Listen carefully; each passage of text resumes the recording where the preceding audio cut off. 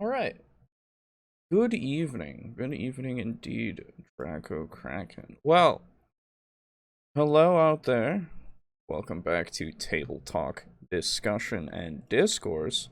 I, as always, am your host, Alejo, aka Great on 95, and it's unfortunately just me, as I said a few moments ago, for a little bit here, because my lads are not right here, you know. Um, it's just how it is. Uh, E for Texas, what's up? Slays, what's up? Have you seen the news with Paizo? No. That is something that I will look up. What's up? Uh, Paizo. Oh, the union? Is that the union thing? Uh, yeah, okay.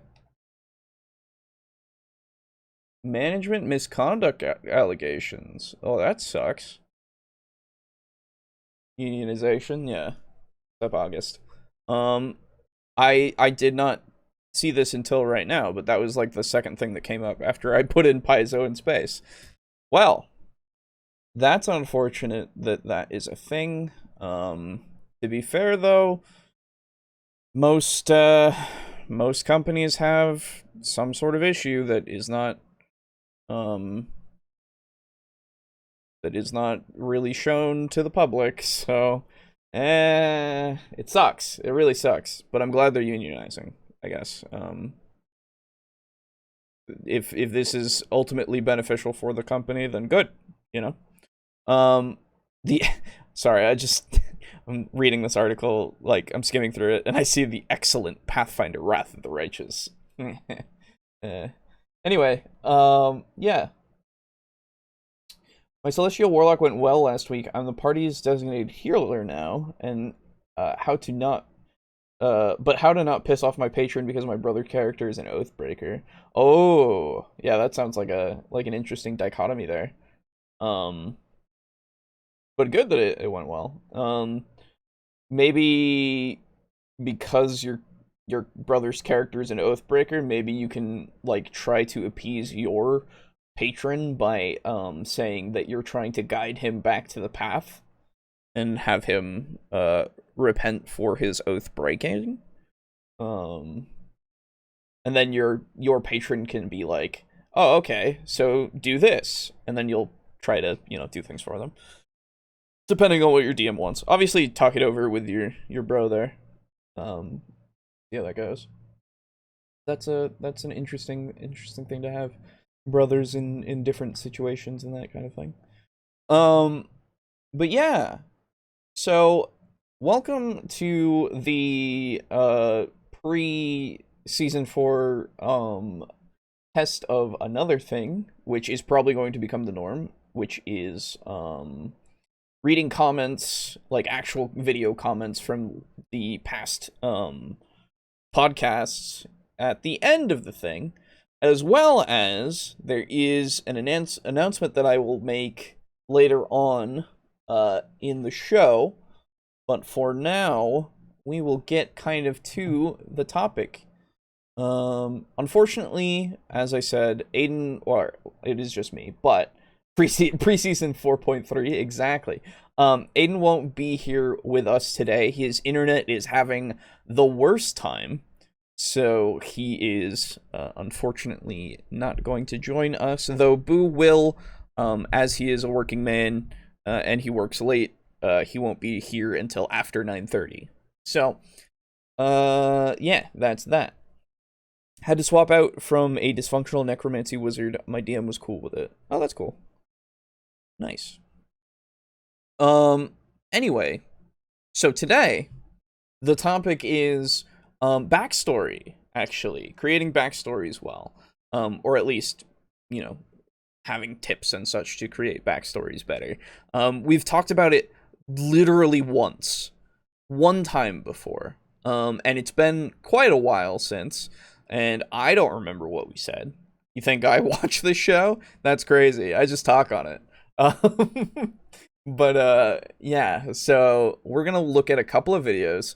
One of them being a Seth Skorkowski video, so I'm excited to watch that. Hopefully, Boo will be here for that. One being from Roll for Initiative is the video we're gonna start with. In fact, which is titled TTRPG Character Backstory Family. So let me pull that up real quick right here. There you go. And we'll see how, like, how much there is to say off of this, and if need be, I will find another backstory video that's a little short, but this one is only like 8.5 minutes, so I'm excited to see what they have to say about making a family in your D&D backstory. Apparently YouTube's having a bad time with my connection to the stream, so I apologize if it's a little choppy or anything. Doesn't seem like I'm dropping anything, but who knows? Anyway, let us begin. Why don't we? Hi folks, today's video is about creating your character's backstory and their family. Okay. So as you're creating your character, one thing that I think oftentimes gets overlooked is who your character's family is. You know, your character just didn't spring out of the air into nothing.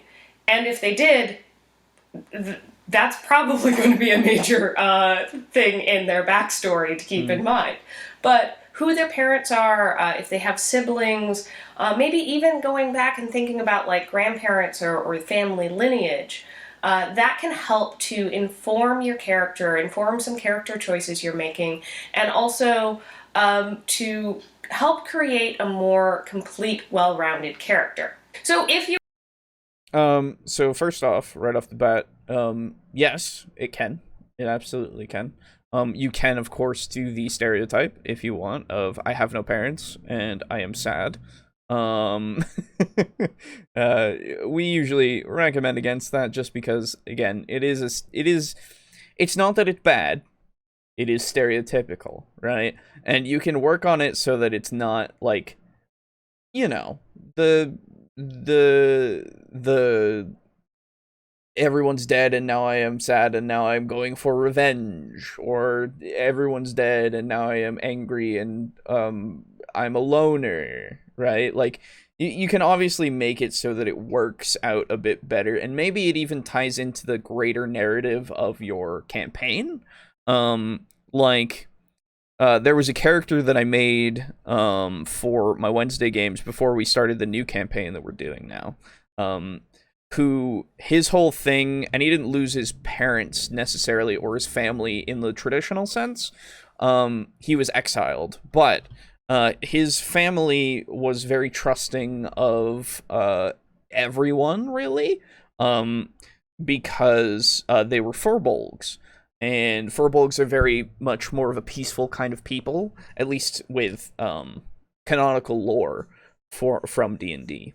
And so I decided to play with that a bit and have my guy be the outcast, and be like exiled because necromancers had come seeking aid and asylum, and once they had gotten that, then they had taken the corpses of the ones who came before, their ancestry, that were, you know, buried generation by generation in this, you know, place, and they started raising zombies, and the furbolgs were like, oh no, that's fine, you know, they're dead, they need to use them, that's okay. But my guy was like, this is fucking so against why would we allow this, you know? Tradition be damned and all that kind of shit, like them needing them, quote unquote, be damned. We gotta stop this. And so he took a bow and he started shooting them and all that stuff.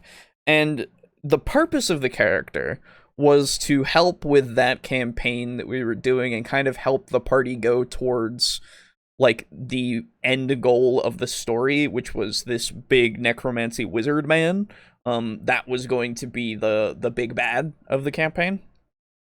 The end goal was for him to be a driving force, because Gimbal, my character before that, did not want anything to do with like fighting anybody, right? And I was having a lot of fun with the fact that that I didn't want to fight anyone, and I was kind of trying to find ways around that kind of thing while keeping him in the party and also having him fight when he needed to. He wasn't warming up to the fact, but he was definitely like going to help his friends, right? Um, but ultimately, if you've paid attention to the podcast, I've talked about it a little bit. He eventually found something that he could not pass up. So that was like one of the biggest things that he could ever like do, and so he left that party. And then I created this furball character. His name was Ericor. Um, and yeah, and so he was there so I could help with driving everybody towards the thing. Uh, but yeah, so that's a way that I kind of used the losing your parents, but not necessarily losing them. Like killing them off, and having that exile and such. Excuse me, miss. My character springs out of the ether, and it's a great plot hook because I'm the party MacGuffin. Yeah, so that's the other thing. You can have that be also the case. Again, as you say, in that you are the MacGuffin. You have a lot. You have a lot to, like. God, that seems so important, and you seem so central to the thing. You become the main character in a way. I hope you're like, if you were to have that happen, if the DM were to really like do that, um, and allow that to be like a big plot point, I hope they have a plan behind that to not make it so that everybody feels like this is about you, It is about everyone and not just you. Obviously, maybe it's something that's more of a slow reveal, I guess, in which you find out after a while that your coming into being is kind of um your coming into being is kind of a catalyst, part of a catalyst of what's happening, but you know, maybe not. Who knows? Um, what about a Yuan T, that had to ditch his home because a hag, pixie, some other fae cursed him with wind magic rage, and now he's wandering around trying to find a new purpose with his new emotions. I'll be looking to make a wild magic barbarian snake. Yeah, I mean that's fine. Are we talking about a Yuan T pureblood? Because if we're talking about a pureblood, then there's like you don't have to worry about the people seeing you as a Yuan T immediately, right? If we're talking about Yuan T that aren't purebloods that have a little sneakness, it depends on the setting, right?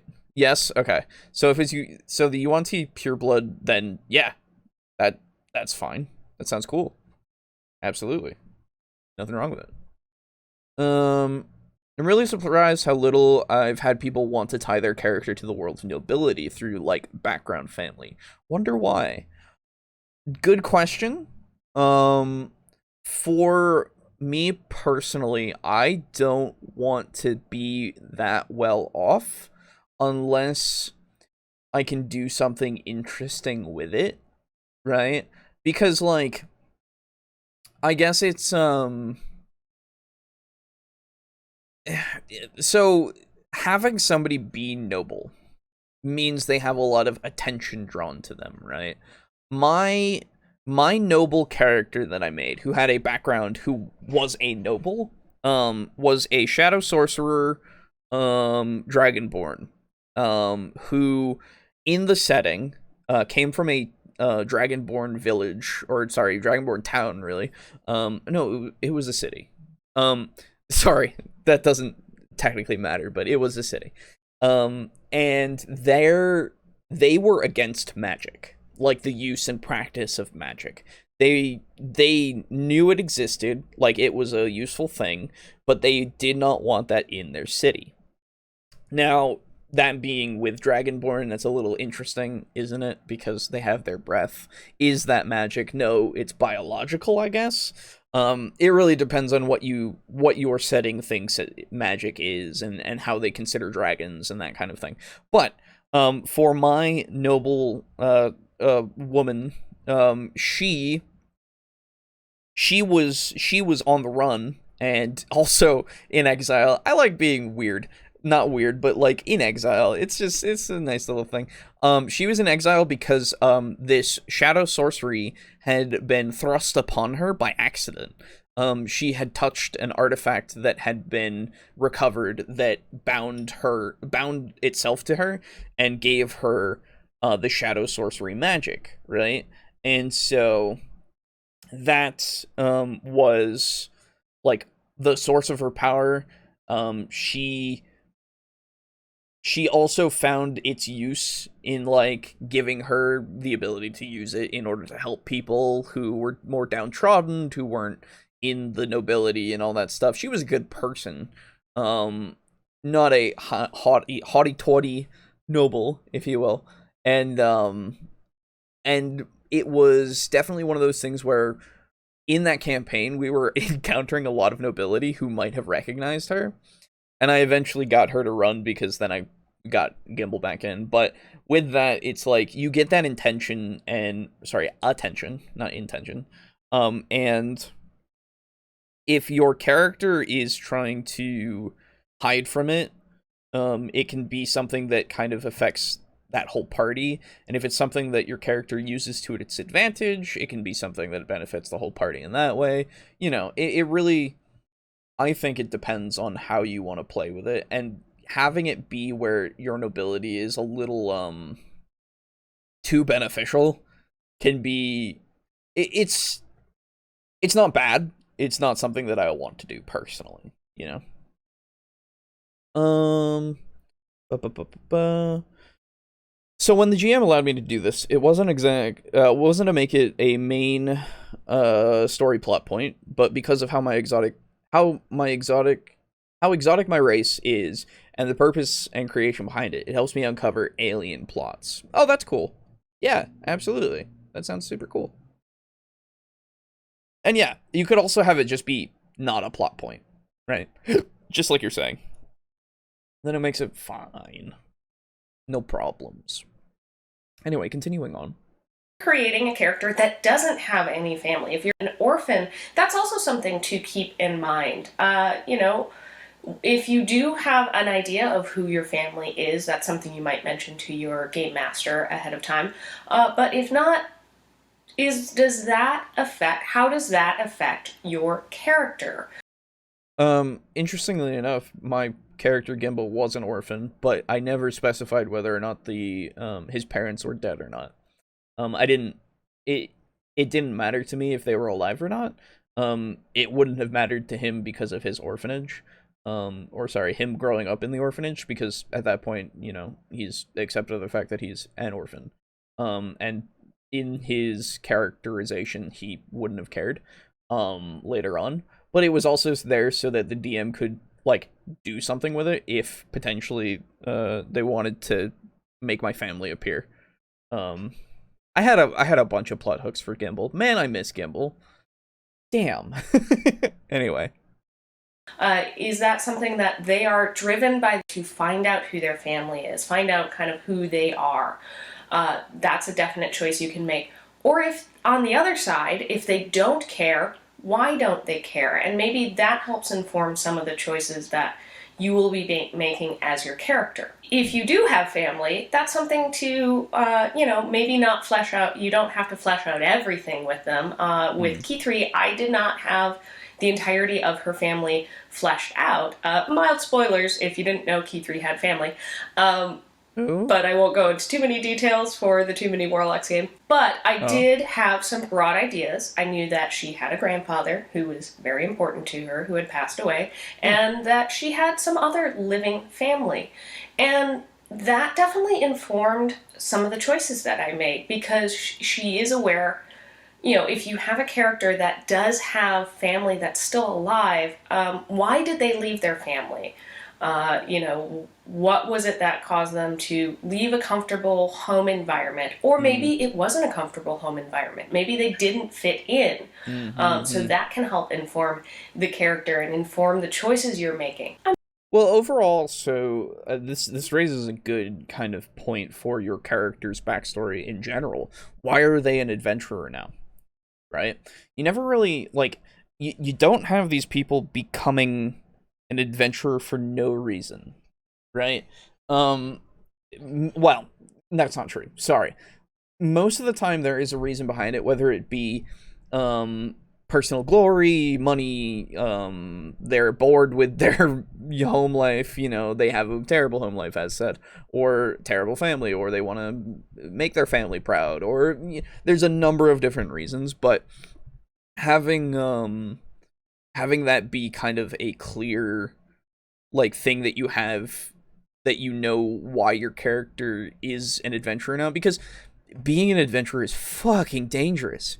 It's fucking hard and fucking dangerous, okay?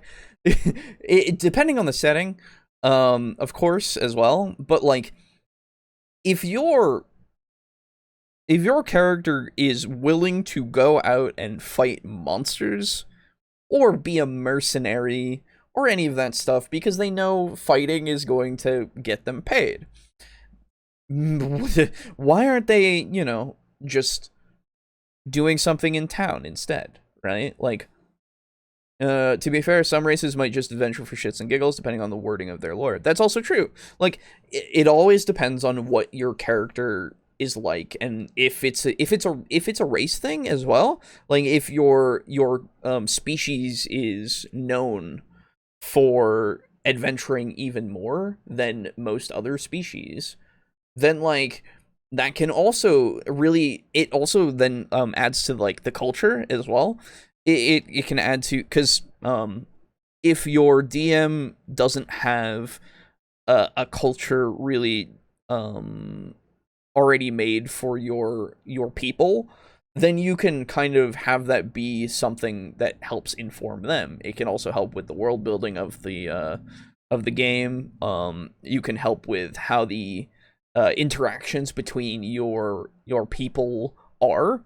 Like if you go and find a capital city, quote unquote, of like, let's say Tortles. Okay, I don't know about the real lore of Tortles, but Tortles are on my mind, so let's do it. If your Tortles are known to go out and adventure, then that would be something that changes, like, excuse me, that would change how like maybe their cities are constructed and how they interact with each other out in the world, or when they come home. Like, oh, tell me the stories that you've accumulated of going out and being a part of this grand world. Or is it maybe something that's the more glory that you get for your people, you are looked at better in your society, right? Like, or is it something that you adventure because otherwise there is no money being made by your people, right? Like they don't have anything that they can trade or something, or maybe their trade is service, right? To be a mercenary or be somebody who goes out and deals with problems, right? In general, maybe that is how your people make their money, and then due to that, it's like a communal wealth kind of thing that goes towards the betterment of all of the turtles, say. I don't know, just spitballing a bunch of things at this point. um is everyone's favorite table flipper, but that guy's not here, so they'll have to make do with me. Good evening. Oh, hey, Steely, how's it going? Yeah, so um it really, it's a big question, right? And it's an important one to ask, and it's an important one to keep in mind, because if your character is going to continue adventuring after their first go through, right? After their first, if let's say you've made your character who has never done anything like this before. Let's say you're playing as a young character, younger than usual. Say they're maybe 18, maybe 17, whatever you want to say their coming of age is, right? They become an adult. And you have them go through their first ordeal being this level 1 character. If you're starting at level 1, this is an assumption. And you have them go through their first ordeal and they kill something. Now, whether or not it's a monster, whether or not it's a person, right? That would affect them in some way. Are they going to continue to adventure because of this? And if you want this to just be in your backstory regardless, then this is something that you have to kind of figure out. What has this new quote-unquote profession changed them in such a way that they are going to continue doing this? Like, has it taught them something? Do they just like it? You know, are they psychopathic in a way? Because they just like the idea of going out and killing things? Is it an honor thing? You know, is it like all the things that I described before for that hypothetical turtle culture? You could slot whatever in there. Or is it necessary, right? Do they not like it, or is it but it's a necessity in order for them to live and send money home? That's another thing. Sorry, my brain is going a mile a minute right now, but forgive me. If you need me to clarify on something, let me know. But before I forget it, I need to talk about this. If you have family, since we're talking about family in this video, I know I'm going off topic beforehand, but in this case, it actually has something very much to do. Does your family matter enough that while you're making your money, while you're adventuring, while you're doing whatever, are you sending some home? That can be something that can be a big part of your character, right? If you have a family, are you helping to support them? Hey Pizza Funk, how's it going? Are you supporting anybody? Even if it's not your immediate family, let's say it's and by immediate family I mean like parents, right? Parents and brothers and sisters and all that. Is it your wife and child, or husband and child, or combinations of the many, you know? Whatever you want your character to have at that point. Are you sending money home for that? Is that the reason why you're adventuring? Right? They can be your rock and your reason. There's so much to do with your backstory with this. And like in play as your character, try to utilize that if that's the case, right? Try to utilize and find something that just is a reminder, I guess, of your character in the in how they have a family. Whether it be sending money home, or whether it be like writing them letters and just sending those away and telling them of tales of what you're doing. Or if you want to have the dead family member angle, maybe they pray and kind of like, or not pray, but talk to their dead family as they're continuing their journey, right? Something like that. Do you have any recommendations as to how the GM should handle something like family? Should the GM play the family or the player, or does it depend? I like the idea. So, okay. If you have a family that's kind of fleshed out in a way, I feel like it's fine for your GM to play the family. And if you don't know exactly how your family wants to act, but you have a general idea, you can have your GM kind of play into that and try to highlight some stuff. Ultimately, what I think should happen is for you to discuss this with your GM, right? If your GM is willing to play that family, then, you know, have them play that family. But if they're not, not just that, but if you are willing to see your family being played out, right, then have them play it. But I say it depends on the GM and how detailed the family is and how much you want to incorporate in the game without it being overbearing. That is also fair. Usually a family aspect doesn't come into play unless you go and visit them, right? For whatever reason. If your family is, say, let's even go with the nobility thing from before, from Draco Kraken. If your family is a noble family, right, and you need money right now, and your noble family man goes, I can go and ask daddy. We can go and talk to daddy and see if he'll give us a small loan, right? Um, or whatever you want at that point.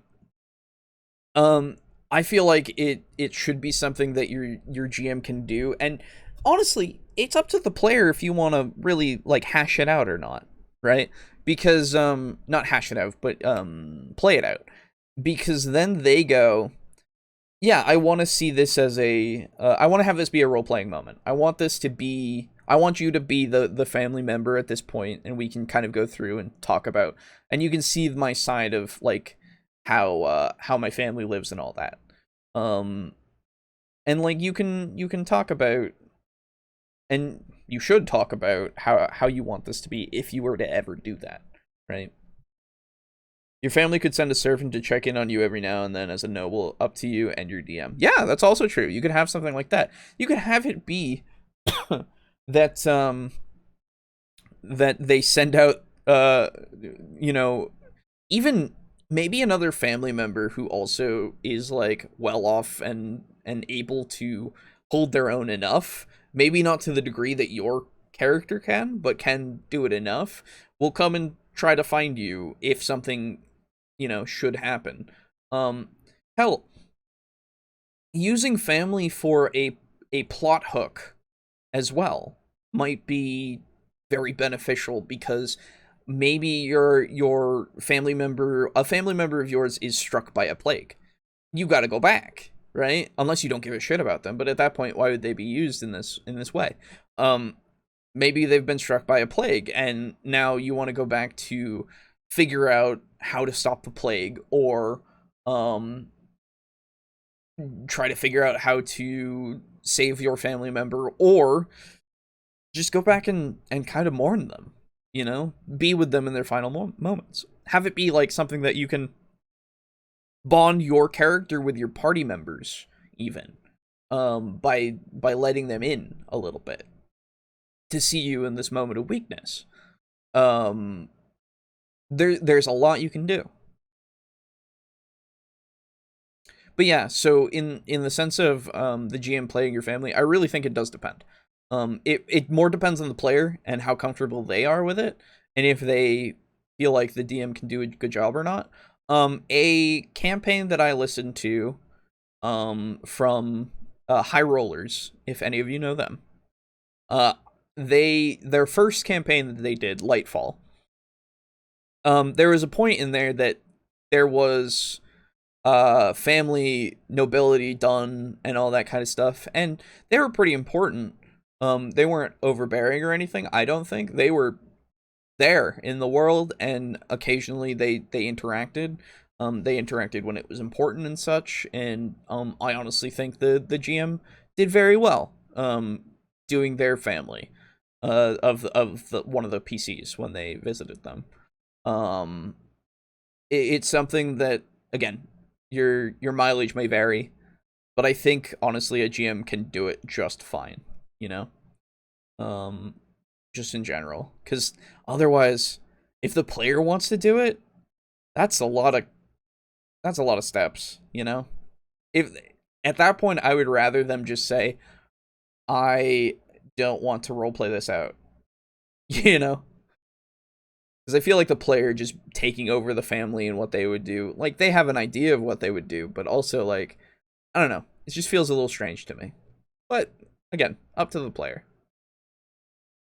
Let's continue. Using inform a lot. And not only if your character has parents, living parents, and what the relationship was between your character and your character's parents, but also, do they have siblings? And what age are their siblings in relationship to them? Are they the oldest child? Are they the youngest? Are they stuck in the middle? Did they have one sibling? Did they have none? Did they have, like, 10? That can help create good motivation behind some of the choices they make. If they came from a family that was a big family that was constantly bickering, then the inner party bickering they either might be really good at handling and smoothing things over, or that might be something that they're just like, nope, Mm. I, my family's like this. I don't want my party to be like this. And so it helps create that backstory and foundation for you to help create a much more well-rounded character. Yeah, Now, with I would say so. a character I played in our Shadowrun game, I had created in the backstory that her twin had died in one of the, oh, I'm forgetting the term for it.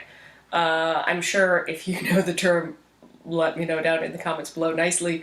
But it was one of the big, like, internet type crash things that had killed her brother because he was wired into it when it happened. And so, because of that, just thinking over that, Tala did not want to have anything to do with tech. And that was something that when I was rolling up the character, I was like, oh, I've put nothing into the tech side of things. I put it almost all in the magic-y, talking to people side of things, because that was what I created the character to be. So then as I was filling in that family backstory, that helped fit the story to the mechanics of the character. And that's another thing that you can do. There are elements of Key3's mechanics that I kind of, as I was filling in the backstory, it was like, oh, hey, this works out really well because it lines up with the mechanics of the character. Yeah, obviously. I guess it's always hard for anyone to talk to themselves also. Oh, yeah. Oh, it's, yeah. This is why, having a, when you, this is why when you have your DM talk to your NPC that you have brought along with you, it's always gonna be a little awkward for the DM. It's funny on occasions, and they'll deal with it well or they won't, they'll just have it be a thing or not. But it's also it's one of those things that's kind of hard. But what she had just said about using your mechanical stuff in order to create your backstory, very very much a good tip, I would say. With the I usually go and make the character first before I start thinking of the backstory, and I usually play the character first before I start thinking of the backstory. I usually have an idea of what I'm doing, and what I want the character to be, right? But in order to kind of flesh that out, looking at your skills, what you've taken, what you're specialized in, more so at least, that can really help with figuring out what your character did before. Now, with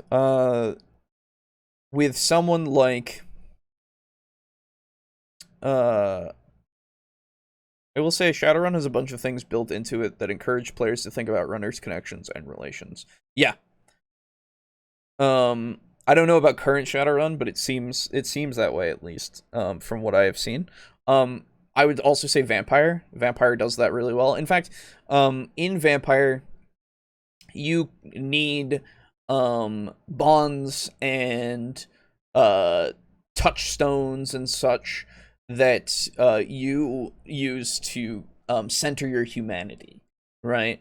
And that becomes like, and Call of Cthulhu also has, or sorry, not Call of Cthulhu. Call of Cthulhu can, but what I know of more so is Delta Green. Delta Green also has these people in your life that you do this with, your relationships with them. In fact, your relationships with them deteriorate because of all of the missions that you take.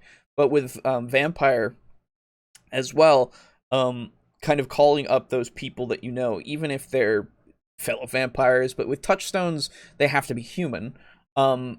So any of these people can really help with, or they are kind of required, and so it really helps you with, like, why is this person your touchstone? Are they your touchstone because you don't want violence against, anyone? You don't want religious hatred. You don't want uh children being subjected to violence. There's a bunch of different things like that in the book.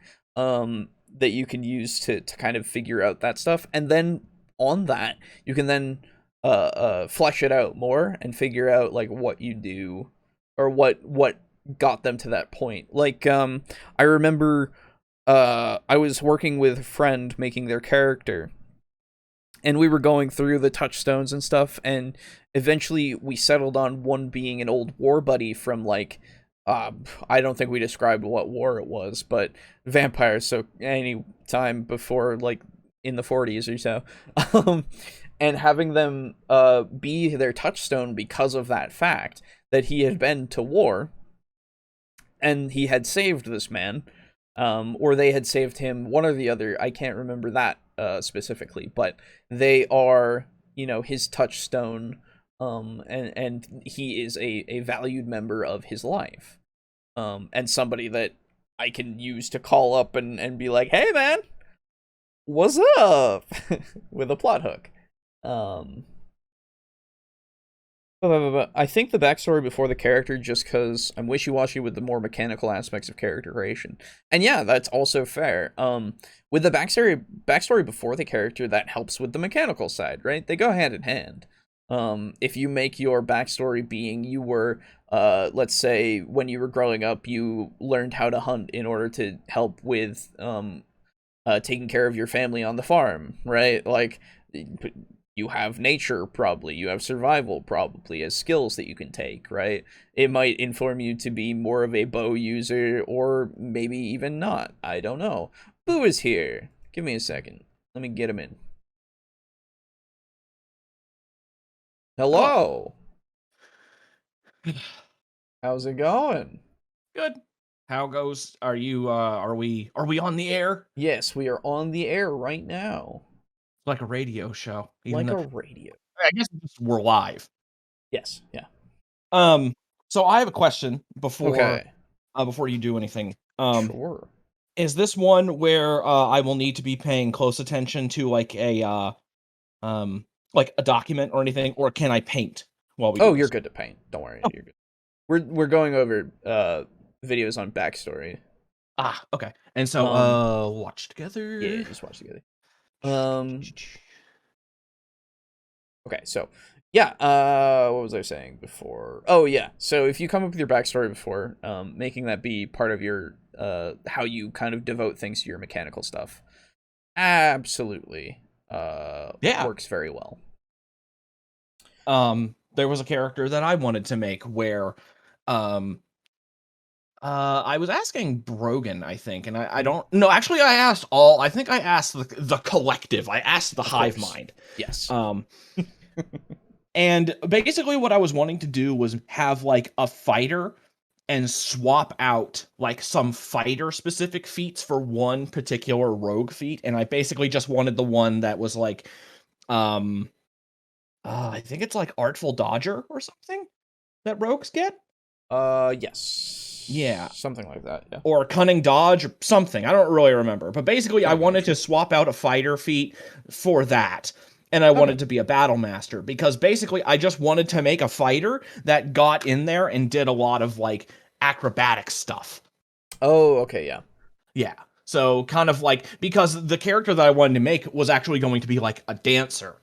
And it was going to be, like, a combination... rogue / battle master fighter.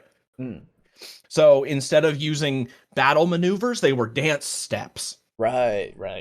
And so, if you're literally dancing around the battlefield, that would involve a lot of like movement and also trying to avoid being hit. Wasn't there in 3.5, wasn't there a shadow dancer? Wasn't that a thing? Probably. It sounds like something that existed. Shadow Dancer is ringing my bells right now. Hold on. Shadow Dancer 5e?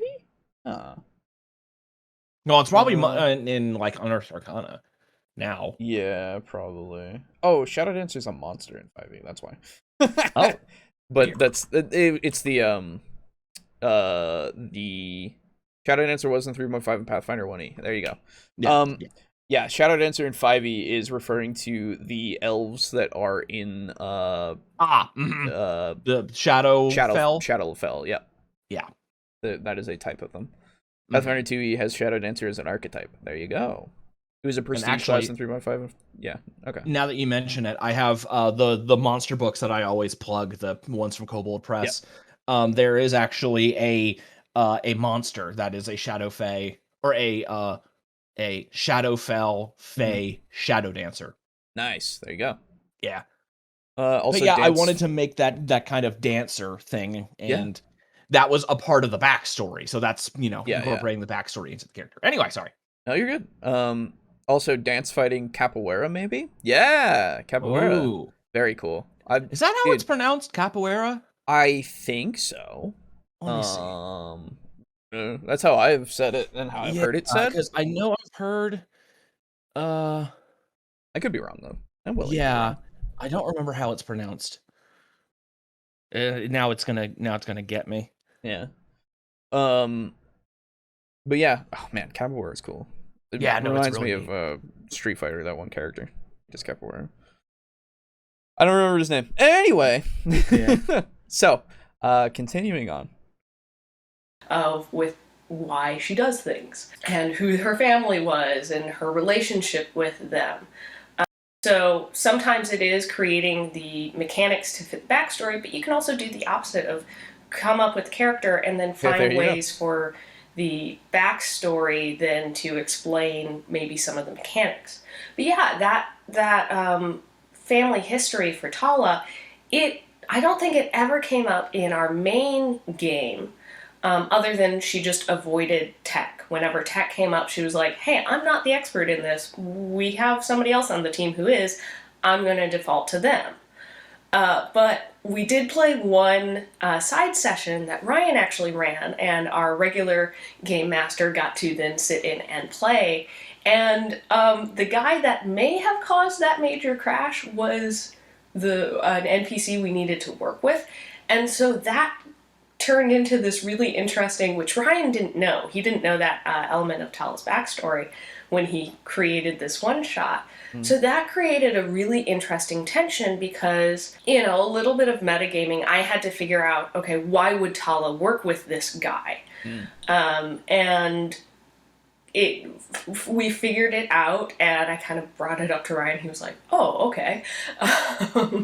And so it turned into I'm going to take this job because I agreed to take this job, but I'm not going to have this guy's back. So that was, and made a really interesting story and moments that I wouldn't have had that if I hadn't have come up with the family backstory for Tala. So, like, as said, right, having a family gives you so much opportunity. Yes. And like, I like the idea of having it be that something like in your backstory will make you kind of buck up against, what the party needs at the moment. Like, obviously not to such a degree that it becomes a problem, but even so, if it does become like a problem between characters, ooh,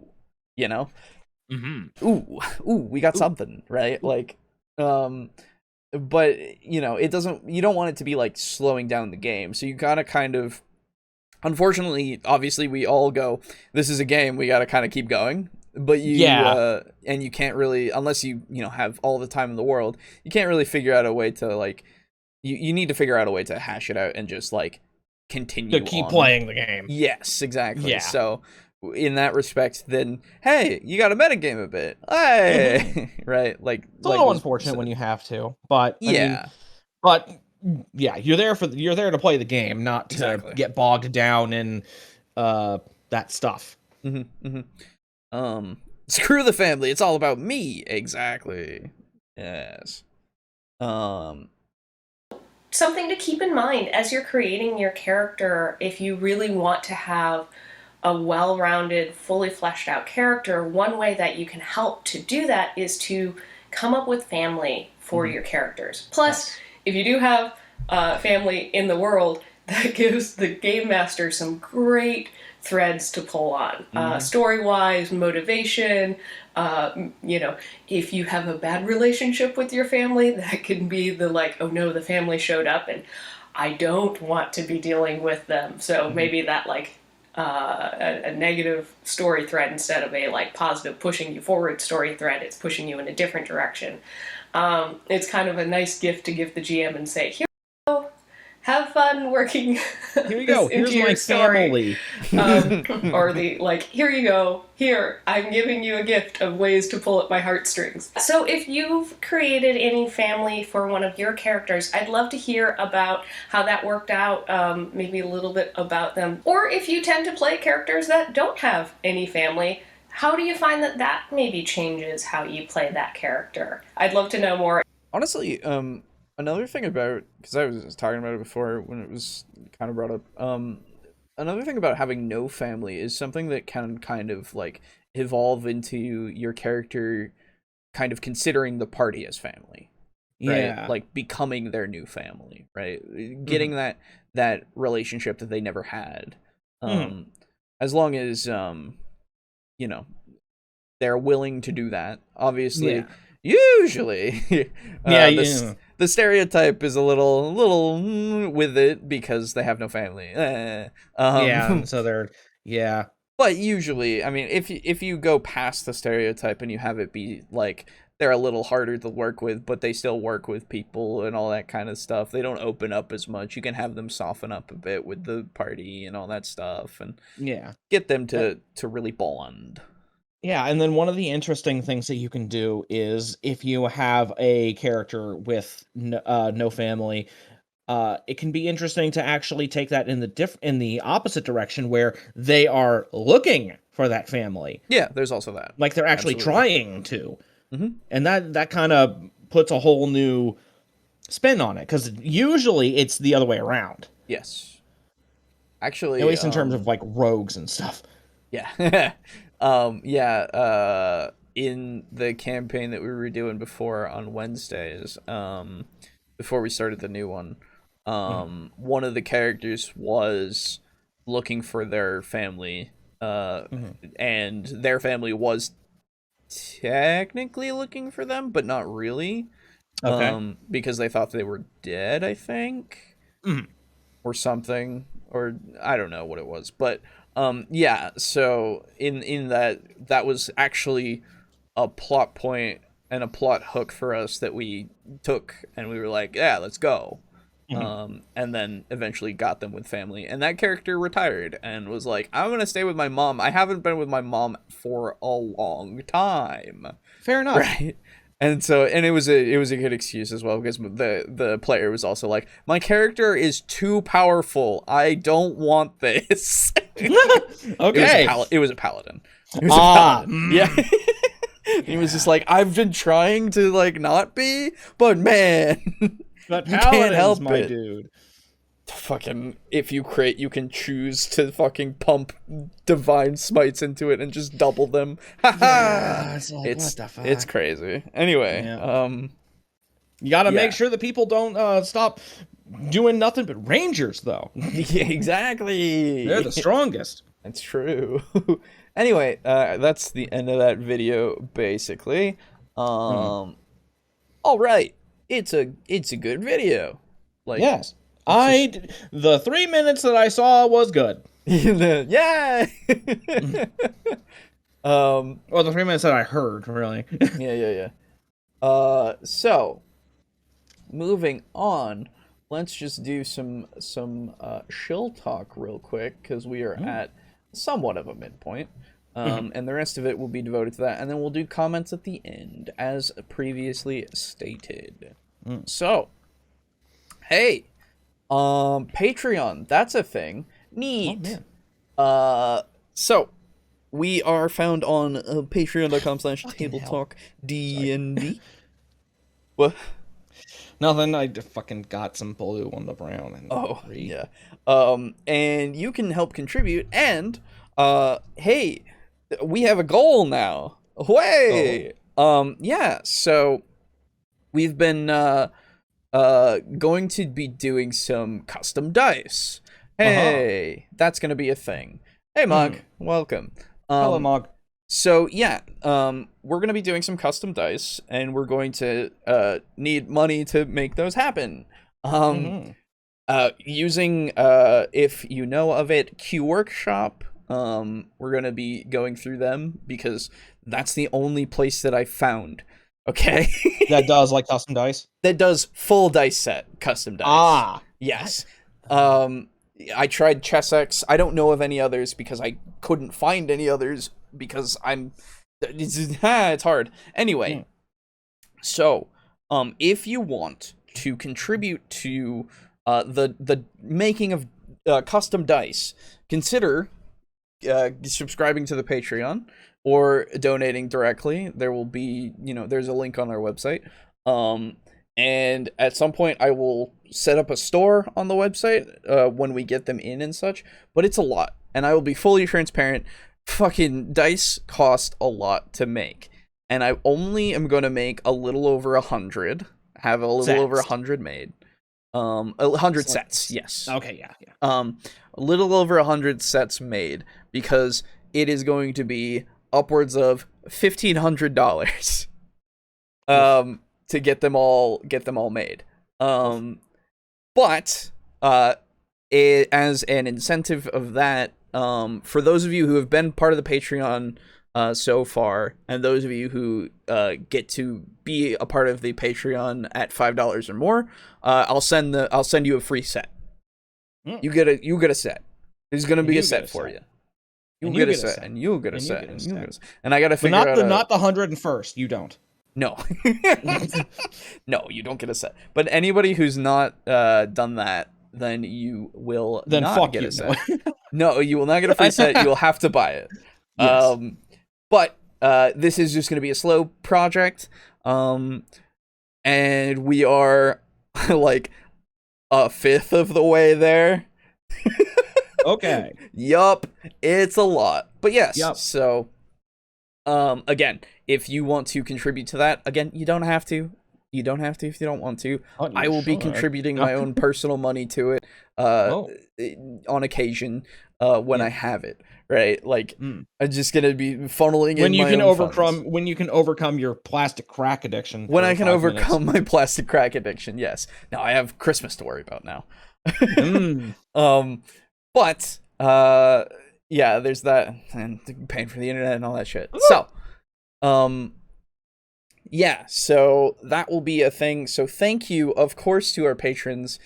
So far, that is Draco Kraken, Mog Zero, Slazer, Steely. You're all at tier 4. Very much appreciate it for that $15 a month. Then, of course, Drake Cross at tier 3 for that $10 a month. Thank you so much. Then we have Chris, Frozen Spaghetti, and Kill Chrono at tier 2 for those $5 a month. Appreciate it to all of you. Yay. Thank you. Thank you. We like your money. Thank you so much. Your money will be put towards making dice. Yes. That is the goal at this point. We'll probably come up with another goal at some point once we get the dice made of like coasters. Of coasters specifically. Everybody always wants the coasters for some fucking reason. Hey man, good coasters are good. It's true. There's a TableTalk pillow. What? Yes. So talking about that, hey, TableTalk merch is over on TeePublic. That will also contribute towards the dice fund. Don't you worry, because it all goes to the same place. The plastic crack. No. The plastic crack. No. But yeah, you can get whatever you want out of there. There is a TableTalk pillow. There's t-shirts. There's whatever else they got here. It's a TableTalk body pillow, and the image is Aiden's hit on the pillow. No. We're not. Never. If only. Please, I don't want to be a body pillow. God. Yeah, right. But there are mugs and such. Like, they're out there. Now that I said it, people are gonna want it. I know. Is it a body pillow of our handsome host in a cuddle puddle? Oh god. Ugh. I don't like that term. Anyway, moving on from that. Yes, so there's a bunch of stuff over on We Demand a Body Pillow. Well, that's unfortunate for you, isn't it? That's coming after the dice. If the dice get funded. God. No, don't make me into a marketable plushie. Fucking get on it. No. When the dice are completed, I mean. Right. Well, the plan is right now we've got the dice. Then we've got the idea is a dice bag. That is the next step, and then after that will be something else. But for now, we're just going to be doing the custom dice, and once we get enough, then we'll order them. Then we'll figure out all the shipping and stuff. I will probably message those of you on either Patreon or in the Discord in our Discord Discord. chat, secret Patreon Discord chat. Oh right, the one that nobody uses. And get that all set. And figure out how to get you things without revealing my home address.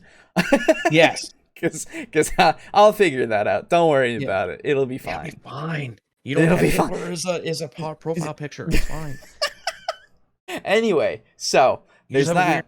Man, there's that, and then there will be some other stuff coming as well. I did commission something else that I will be showing off once we officially start season 4. Not this week, maybe next week. And then Nakuruka. Sorry. And then anything else? Oh, apparently community posts have been activated. Huzzah! We're not even at 1,000, but that's a thing now. Yay! Huzzah! Now start posting to the community. Yeah, that's a tip. That's a tip from Steely. Hang on. I gotta pull up what that says. Thank you, Steely. Appreciate ya. Let me go find it real quick, because I never expect for these fucking things, so I never have it fucking open. Yeah. Appreciate you for making me do this and showing that I'm not prepared for it. That's okay. Anyway, we don't really ever expect money. Yeah, exactly. Steely said, "Dice, need dice." Yes. You'll get them. Calm down. Calm yourself. You'll get them when they're ready. Yeah. But I have a whole lot of minis that need painting. I am here. Hey, Ratier, what's up? Yeah, I do too. Why don't you want me to know, guys? I'll only show up at your house 5 days a week. No, that's your only 5. Only 5. I mean, you give me 2 days off. That's pretty nice. Yeah, that's pretty nice. Anyway, yeah, so that's coming. I'll have another reminder later on. Other than that, yeah, the community posts are active, so now you can actually see on the YouTube channel when we have things that don't happen, because we can say that on there now. Hey, also consider subscribing anyway if you're new. Wow. Anyway, instead of a dice bag, we get a dice tower that looks like a table on its side. Ooh. Oh, that's a cool idea. That is a cool idea. I like that idea. I might steal that idea. You should write that down. I'm gonna write that down. Write that down. Write it down.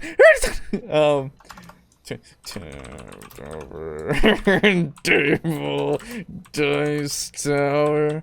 I might have to learn how to do 3D fucking modeling. Oh god. It's never been something that I've been good at. Anyway. Help contribute to the Cuddle Puddle Pillow Fund. Oh, God. Well, there you go. Anyway. So, it has begun. It has begun. But yes, so you can either get something on the TeePublic, or you can get into the Patreon and get some a free dice set when it comes out. No worries, though. It will be a while. Yeah. I promise you. So, other than I promise you, it'll take forever. It will. It just sounds funny, you know. Well, this is the thing. I originally made a quote for 100 D20s, because I was like, let's see, 100 D20s. Maybe we'll just do D20s. Then I was like, full dice set though. Yeah, that'd be really cool, right? Mm-hmm. With the little logo on the highest face, yeah. And originally it was like $300 for 20s, for 100 20s. And I was like, okay, that's fine. And then I was like, but what if? Yeah. What if we have a full? And I asked them, and they were like, yeah, a lot. And I was like, okay, cool. So Okay. that's gonna take a little longer. That's gonna take some time, but Anyway. okay. Yeah. So, thank you for if you do decide to donate. Appreciate you. And We're gonna have our own dice. we're gonna have our own dice, which I'm very fucking excited weird. for. Right? So are we gonna have special ones where like the fucking like a collector's edition where the highest face is my icon or your icon or Hitler or a swastika? Jesus no, Christ. oh god, no, no. That's a way future idea. That's a great idea, but that's a way future idea. The swastika dice? No. Okay. God damn it! Stop. Another little bit of behind the curtain thing. Aiden and I were talking, and man, that was an interesting thing. The donate button on the website doesn't seem to be working. What? You can fix it. You can donate through the Nightbot thing as well. That's also a thing through Streamlabs. But I will check and troubleshoot that because I don't know. It probably costs more to make a full set because they would have to switch out the molds between runs. That's obvious. Yes, absolutely. It's a lot. That's only for 100 dice, guys. Like, I wish I could do more, but man, that would drive the price up a lot.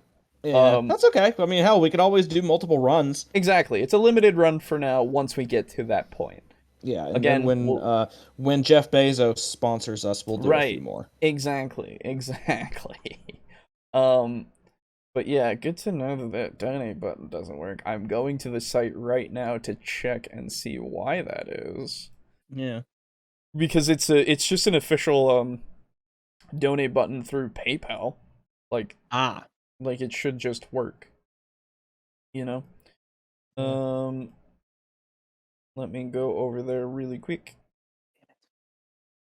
Why? It should work. Maybe you were just out of money. Maybe. I mean, like that's half joking, half serious. Yeah. Yeah. No, I don't know why it's not working for you. If it continues to be an issue, let me know. Somebody else, quick, try to donate. No, you don't have to. I will do some testing of it later. We'll figure it out. But anyway. Yeah. If you take over the tabletop world, take a step in the world of card games with tabletop card sleeves. Ooh, card sleeves would be cool. Sleeves. Oh, yeah. That'd be super cool. I was about to say, it's like, we don't have enough catchphrases to make trading cards, man. No, that would be great. Dumb as hell. He's talking about. Oh, yeah. Card sleeves. I'm writing that down. Thank you. That's a great idea. I actually would not mind that. Anyway, God damn it! When you said I would not mind that, I always like the whole time I'm like I would not buy that. Like, that's a great idea. I would not buy it. That's the thing. See, that's the thing. If we had coasters already, I would buy those. I should get a mug though. I really should get a mug. I do want a TableTalk mug. I've seen silicone dice molds you can pour resin into. Yeah, but that would mean I would have to make them. Yeah, and honestly, like working with resin, if you've ever seen anybody do like a 3D printer that works with resin, it's not easy to work with. Yeah. Guys, just become VTubers for instant success. Also, Aiden's icon as a VTuber model makes me smile inside. Hey guys, that would be so does funny. The fucking Nazi salute. Hey, how's it going? So funny. Welcome to Third Reich streams. Right. Oh God, no. With at least 83 episodes, I'm sure we can make multiple decks with catchphrases. Fair. God damn it. So the ultra rares would be break their cut off their fingers, cut off their hands. Fuck, what was one of the other ones? Shit, I've forgotten some of the goldy oldies Been a while. Damn it. Anyway, Yeah, it's complicated to do. My sister makes dice as a hobby, and it's quite good at it. Nice. Very Wow, cool. that's cool. Yeah, So, you should give us her email address. No. Or like, Alejo, not me. Yeah, no. Yeah, I would see if I could do it myself and do it reliably. That would be great.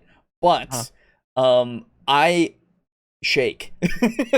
Yeah, and you have a shitty filament 3D printer. Yeah. My 3D printer is also purely plastic. Yes, and like, it's been really hard to fucking like get right, and also I don't want to do it poorly. I want it to look nice. Oh. You know? What? I thought you just said, I just don't want to do it. Oh no. No, I want it to be good quality. That's the yes, thing. absolutely. So that's why I'm going with Q Workshop. If anybody knows, like, if anybody finds anything that's against Q Workshop, then I'd be like, uh-oh. But for now, all I've seen are good things. So anyway. Yeah, I mean, hell, they've been doing dice for a long time. Exactly. You can go to war for 600 days and only have 6 stories. That's true. Right. That one, yeah. 1 or 2 stories every 100 days. That's right. Yep. Ugh. Can't trust a man with olives can be the counterspell of your CCG. Oh, for fuck's sake. That'd be funny. Anyway, so yes. I hate how good all your ideas are. They're really good. I appreciate you all. Me too. Yeah, other than that, as far as like shouting out in community stuff, I think we're good. There's I want to start some sort of video game server with everybody. Get us to do things. Probably not Minecraft, because that's... Oh, damn it! No, probably not Minecraft, sorry. No. Like you said, probably not Minecraft, as soon as I was thinking, oh, we could do Minecraft or Tekkit, and I'm like, fuck! Yeah, right. The TableTalk video game. What the fuck would you even do? We're fucking, like, if somebody made a fan game of us, what the fuck would that even be? You know? Dating sim. Oh, there you go. So when are we getting the TableTalk add-ons for Warhammer armies? Oh, dude, if somebody were to make something that looked kind of like us in fucking Warhammer stuff, man, I would lose my shit. I would also lose my shit. That would be sick. Damn, and I'm still waiting for my Minecraft server to be done with maintenance, so there you go.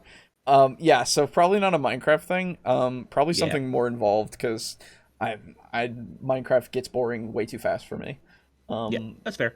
But yeah, we'll figure it out. I'll talk about it more in the Discord server. We'll figure it out. We can have people actually like hang out in the Discord in like a voice chat, maybe. What? Yeah, that's crazy. We could do a VR chat. I'm the only one with VR. Oh, right. You know, I don't know why, but I didn't actually connect the dots that like, oh yeah, it's VR chat. You probably need VR in order to play it. That's great. I love that. Yeah. Gary Bay is the final boss of this dating sim. He's trying to court you by using his knowledge to impress you. Oh god. You don't need VR for VR chat though? You don't? Oh, okay. That's crazy. It's VR chat. I don't know. Maybe they changed it in recent. Yeah. Maybe they did something. Who knows? Yeah. I don't. I don't play VR chat. I don't have it. Right. Not for any negative reason. I just don't have it. Oh, yeah. Oh god, what have I done? Why have I done this to myself? Runs in both standard and VR modes. Does not require a VR headset. That's strange. Well, that's nice at least. Yeah. There's a desktop. So we could do a VR chat. We could. Hey. Anyway, okay, so let's move on to the next video. It's a Seth Skorkowski video. Huzzah! Huzzah! I've probably seen this one. You probably have. Well, this one came out pretty recently, actually, so maybe. So then I definitely have. Okay. Because I watch his videos when they come out. He's one of the very few people that I actually, like, follow. There you go. Well, so this is Seth Skorkowski talking about... Oh, that's wrong. A moment I showed the comment off. let me move that real quick. Sorry. Okay. So, this is Seth talking about VR chat is the gateway into VTubing. Oh god. Oh god, no. We can't do it. Yeah, no, please. Anyway, this is called Backstory 201. Yes. 7 tips and 1 alternative for crafting effective backstories playing RPGs.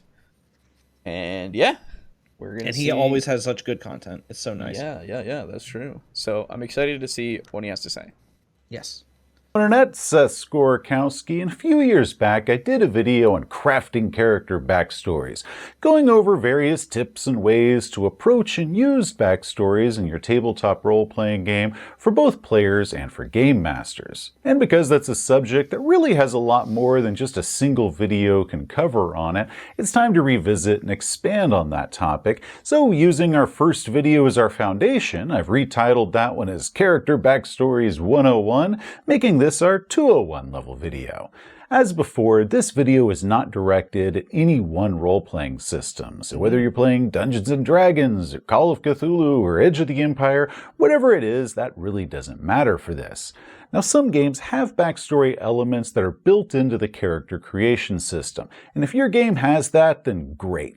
Maybe you can use some of these tips to expand on that. Many of the ideas that I'm going to be offering I have blatantly stolen from various role-playing games that I've played over the years. First, name the characters in your backstory. This one seems painfully obvious, but it's amazing how often players forget to do this.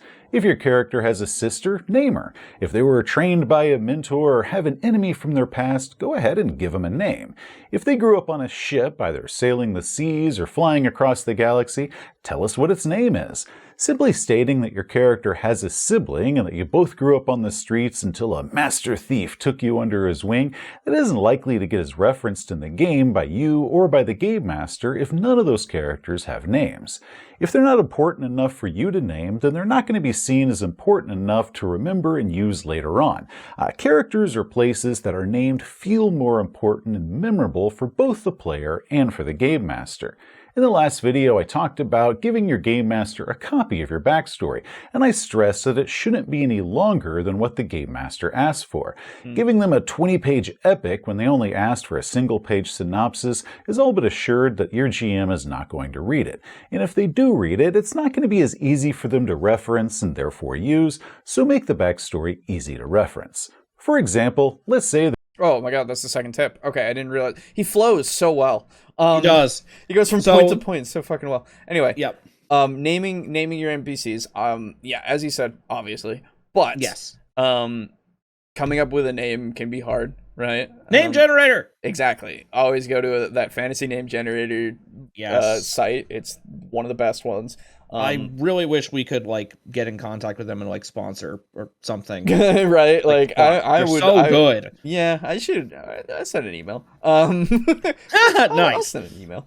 We'll see if there's a way. But regardless, I think they're not. I think they're a donation thing anyway. I think they are. They are. So it'd be cool to just talk with them though. Yeah. But anyway. It's just so good. Yeah. So. This goes with naming with the previous video was saying give your family name and all that shit. This will make it so that you can have that name with a face and then have them be referenced, obviously. And just as he said, if you don't have it there, it's far less likely, though it does give the DM the possibility of coming up with a name for them and introducing them and having it be something of if it was kind of important and you didn't name them, they can name them and kind of bring them in and have it be not necessarily their character, but it is their character, if that makes sense, right? They can kind of gauge how that character is going to act, and really bring them into the forefront, as long as they stick to the basics of what you've set forth. Yeah. They stick to the characterization that you gave it. Yeah. Or them. Yeah. Okay, time for me to go for the night. Great stream as always. See you guys next time when we have Boo as a VTuber with a computer-generated anime girl voice. Dude, See you, you know, Steely. you say that, and I got voice mod, God damn it. I also do. It's the thing. I could. And I Yeah. hate that I could. Well, okay, I need to buy the actual shit, but yeah. Yeah. Yeah, I actually have it set so that I can do like Tech Priest and fucking Nice. Space Marine. Wait, do your Space Marine. I want to hear it. I'd have to set it would be a whole thing. Oh, to, okay, never mind. Like Maybe do another drives and stuff right now, but Yeah. I have the ability to. Nice. Yeah, I was gonna do it when we do Dark Tide. Hell yeah! I was Even gonna. though we're playing as guardsmen. God I damn know, yeah. So it would have been worked better had we played more of Deathwing. Deathwing, but we already did that. So it. Yeah. Anyway, so Anyway. yeah. So even with naming them, you don't have to flesh them out, right? You Yeah, don't have to you flesh really them out don't. that much. A name is a lot, right? It is, honestly. Because most of us have trouble with names. Uh-huh. But it really like Oh, shit, it I can missed really give you that basis, and then you work Yeah. from there. This is my character's backstory. It's written out across 2 pages, much like a short story, and while it might make for good reading, this isn't laid out in an easy-to-reference way. Rock music blares as you step into the smoke-filled bar. People sit at the various tables, some of them talking and laughing loudly, while others kind of huddle close together and whisper, their hands passing palmed items to one another. Several pool games are going on, but one of the tables looks like it's empty. A few people stand before the stage watching the band. This is Red Blade territory, so I'm going to look and make sure I don't recognize anyone here. And I got an 18 on my perception. You don't recognize any of the Red Blade gangers here, but across the room you notice somebody that looks a little bit familiar. His back is to you, but then he turns his head to say something to a waitress, and you recognize him as, who? Hold on, I know it is in here somewhere. Which one do I see? It's that guy, the one from before. Which one? Am I missing a page? Dude, I actually feel that so hard. Oh, really? Has that Yeah. happened to you? No. So no, it's not. Not just exactly. Not exactly. No, it's more with my own notes. To be Yeah, fair. it's the whole let me check on my brain. Yes, it is literally let me check in my brain. But Okay. like even when I've run things for my own like notes for the world, right? I'll look through and I do have sticky notes on my notebook to like look through and get to certain points, right? That's as far as my shit goes, and then I have to Okay, search. so you're just not organized. Not in that way, no. Okay. It's because it's all there, and usually it's in my head. But Yeah. every now and again, I sometimes need to look. it's Yeah. sometimes. That hits in the feels, yes, Mark. Yeah. Yeah. Damn those Red Blade gangers, shakes fist. Hold on, I think it's in this paragraph somewhere. Just give me a second. So here we have a game master who's wanting to use an NPC from a character's past and backstory, but because that name has been lost in a wall of text, the game master isn't able to easily find that. Now the game is stalling. So here's some ways to prevent that from happening in your game. First, there's rarely a need to write out the backstory like a novel. A synopsis is probably fine. Bullet points are great for making it easy to reference. Yes. Next, names should be put in an easy-to-spot format, maybe all of them in caps or bolded or underlined. That's a Something good that I tip. do whenever I get a long backstory is I bold the names of important characters because it makes them easier to find when I'm trying to scan the page. I might even put them in a different color, red for enemies, green for allies, or something like that. And the easier they are to find and therefore use, the more often I'm going to be inclined to use and incorporate those characters in our games going forward. Now, Game Masters, I recommend that you go ahead and tell your players to do this whenever you're asking them to give you backstories. But players, even if your Game Master does not ask you to do this when they're asking you for a backstory, go ahead and do this part for them. Also, if a game master says that yes, they'll gladly take your multi-page backstory epic, then great, but go ahead and include with it a short bullet-pointed synopsis of all the critical details, that way they can easily reference them. This is all going to be the core information that you need to get through throughout the backstory, and if the game master wants a little bit more elaboration on any of those details, they can then go and read the longer backstory that you wrote out for them, but the more easy that you make it for them to reference and get to that key information, the better off that both of you are going to be. Next, I just thought of, like, you're looking at the synopsis, and at the end of each of the sentences, it has, like, in brackets and stuff, the reference page of, like, where you can find more information and shit. You basically make it a fucking reference page like you would in a fucking essay. Yeah, or like a library or something. Yeah. It's like, see this for more information. Yes, exactly. And honestly, like, that's good for organization, but man, am I lazy. But that also reminds me of the fucking soul contract that I made for you guys, Yes. where I did that shit. That's right. That's right. God damn it. I hate that I put so much work into that and it barely got used. By your own design. Yep. I did it too well. Oh, yes, you did. But you did it that very does mean that if I ever have a devil in a campaign that you gotta sell your soul to, be fucking careful, because I'm using that shit. Absolutely. Because I'm not giving up like 3 weeks worth of work. As you shouldn't. Well, it's also for those of you who don't know, it's also in our Discord that you can just go and get it.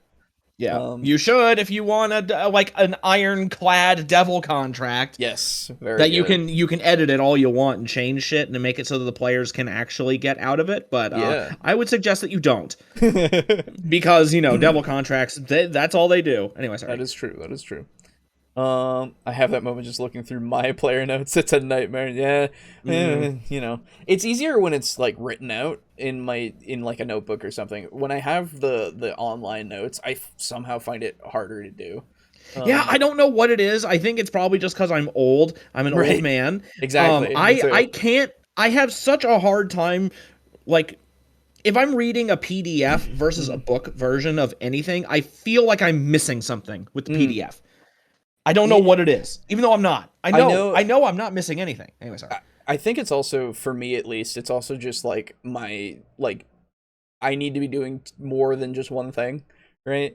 Gotta be holding the book while reading it. Basically. Yeah, well, that, and also like sometimes I need to be like listening to something, or I need to be watching something at the same time, all that kind of stuff.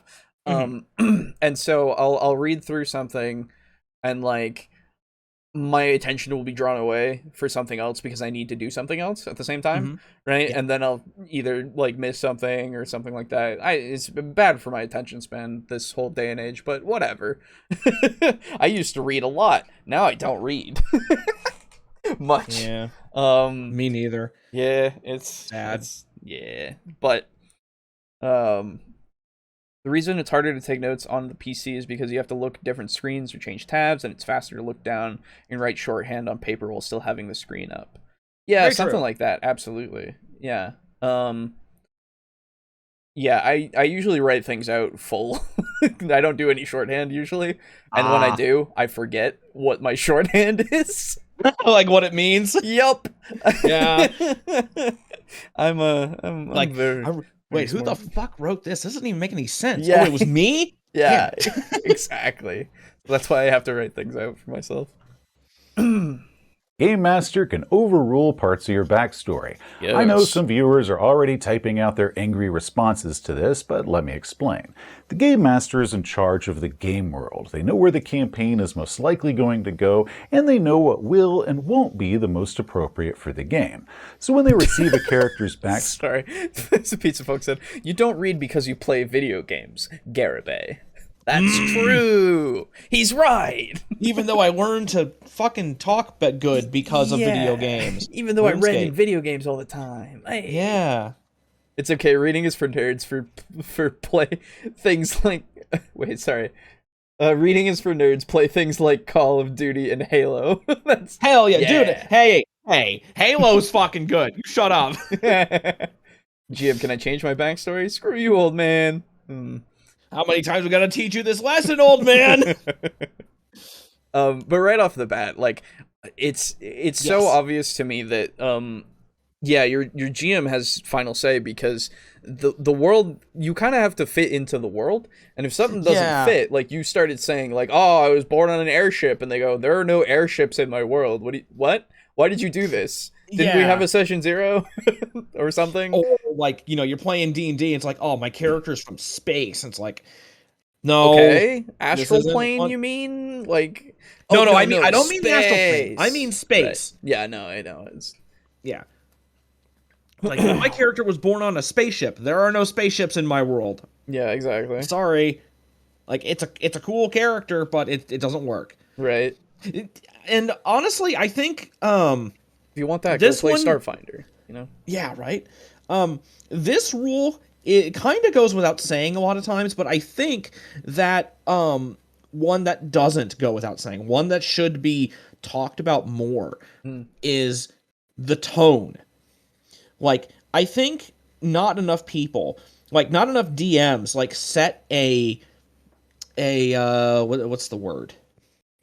Set an expectation of what the campaign would work best with. So, for example, I have a material world campaign that I will run sometime down the line. I'm not writing it the way I'm doing with my Call of Cthulhu campaign. It's going to be a lot more loosey-goosey, and it's going to take place after the Devil campaign, way, way, way, way, way down the line. And I plan on telling you guys, like, when we start, that this is a campaign made for heroes. So anti-heroes and evil characters, you can play them. I'm not going to say no, but it's really not going to work nearly as well because this is just a campaign where it's for heroes. So yeah, that's fair enough. Good, good, neutral, chaotic, neutral, that kind of thing. No real evil characters will work very well here. So I feel like DMs should be a lot more forthright with the campaign's tone.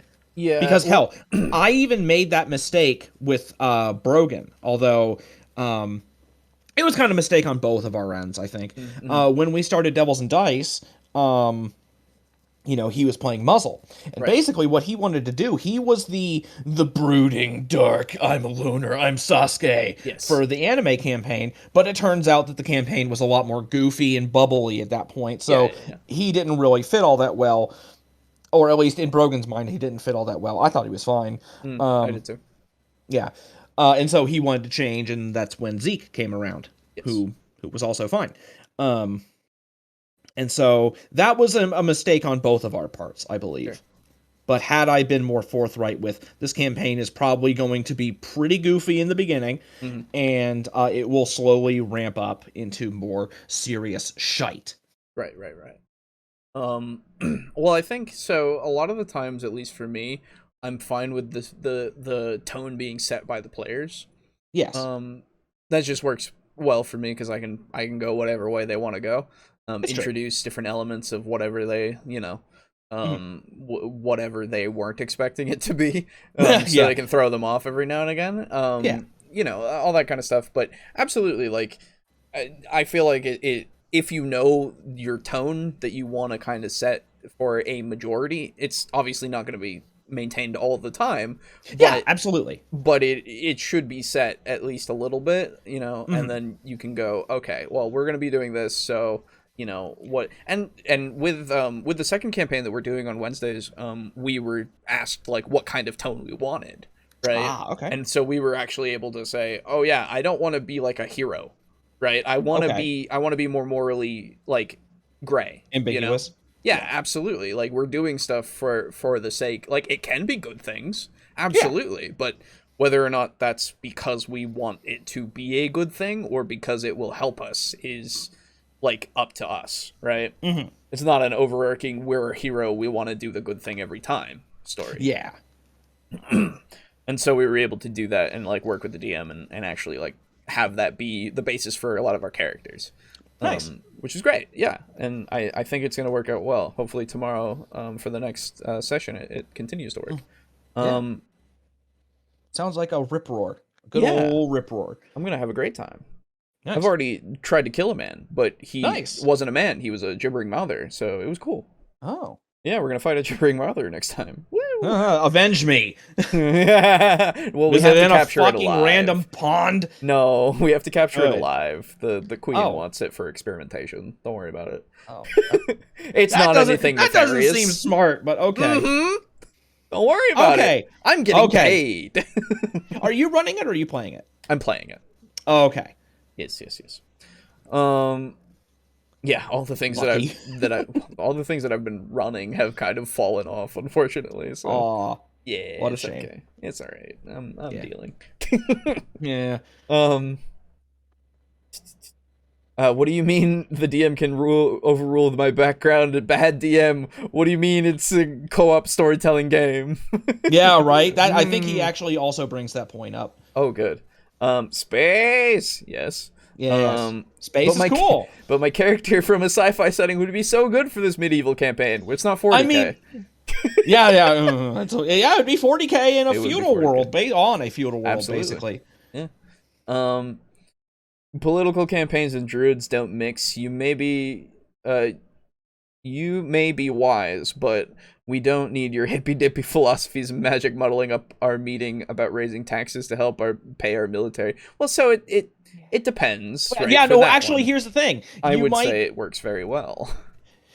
It could, but I think if you wanted to play a druid in a political campaign, you would do it. I would do it personally. I would do it differently. I wouldn't be the druid who lives out in the woods. It's like, dude, you gotta stop burning down our forest. Right. I would be the druid who is like, hey, I run a dog shelter in the city, and I need you guys to stop being fuckers because, so you bring that druid character.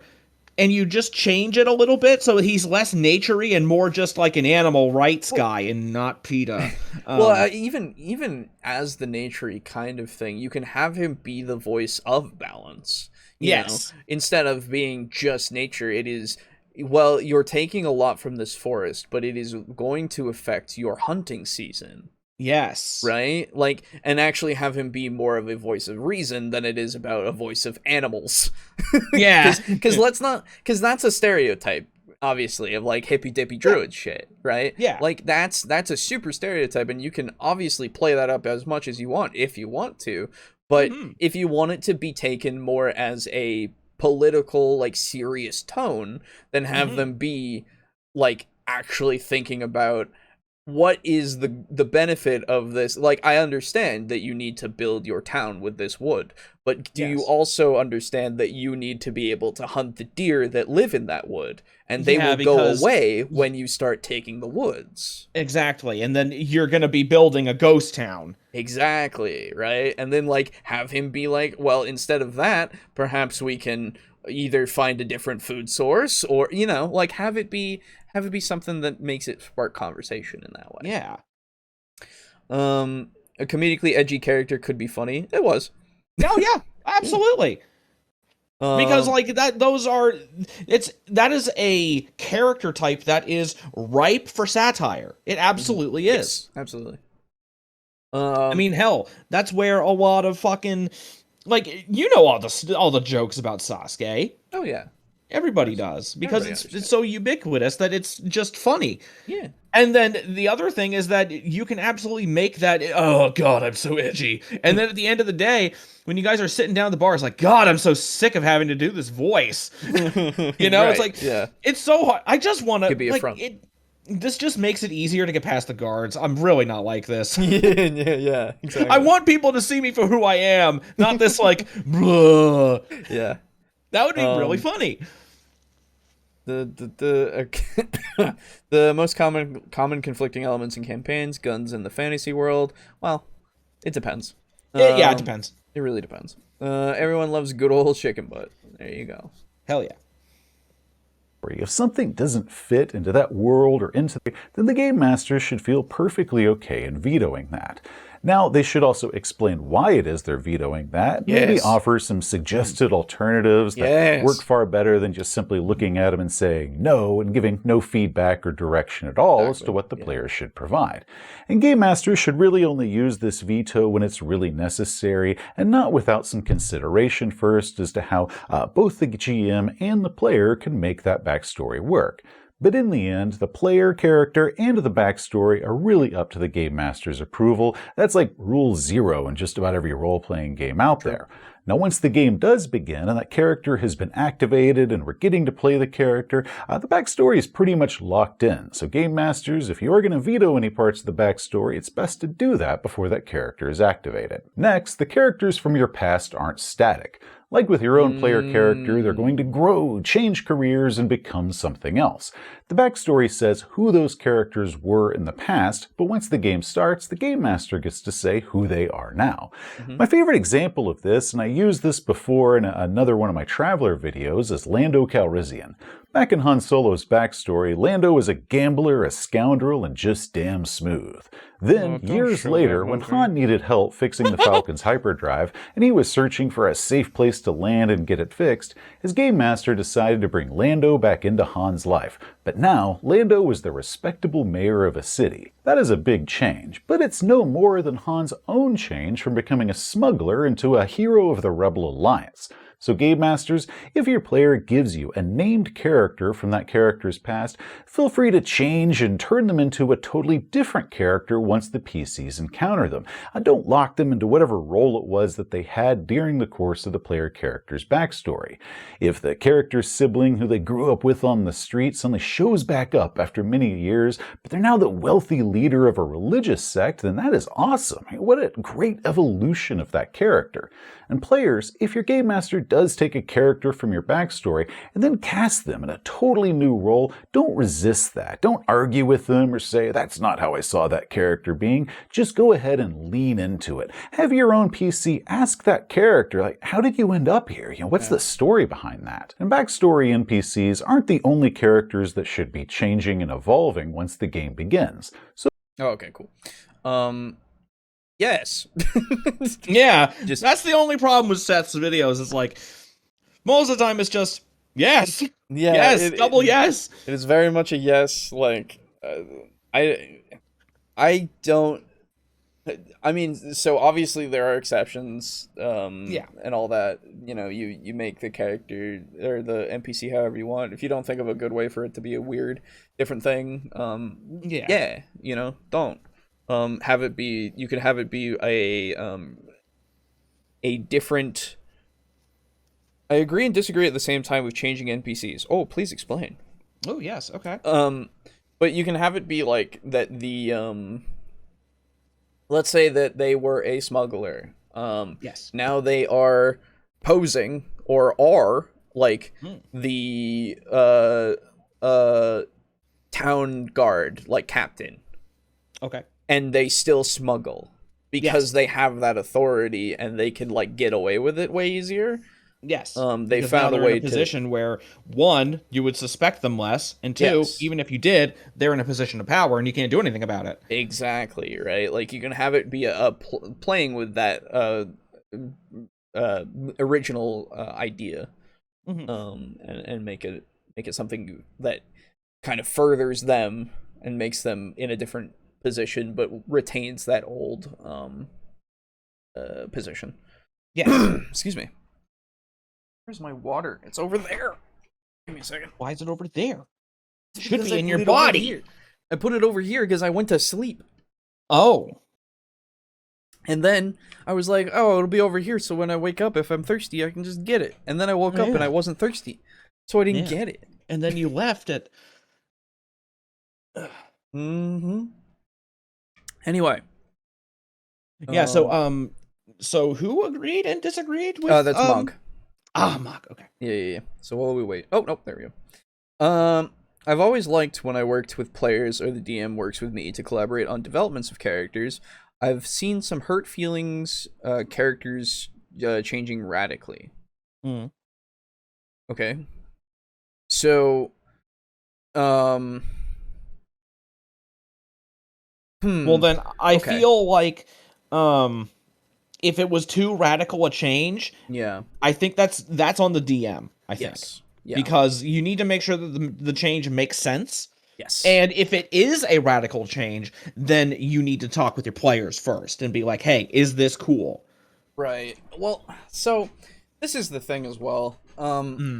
if it's a character that is very important, right? Yes. Like then you should. Absolutely. To a degree, I would say, because what if, right? What if this character that they have in their backstory, let's say that you've gotten your like 4 of your players' backstories, and they all have this one character that's unnamed. Yes. And then you decide. Oh, okay. And then you decide that that character has relations to every one of the characters. They were that person for everyone. And now they are going to be your, let's say they were not very nice or whatever, or maybe they were nice, but now they're the big bad evil guy. Okay.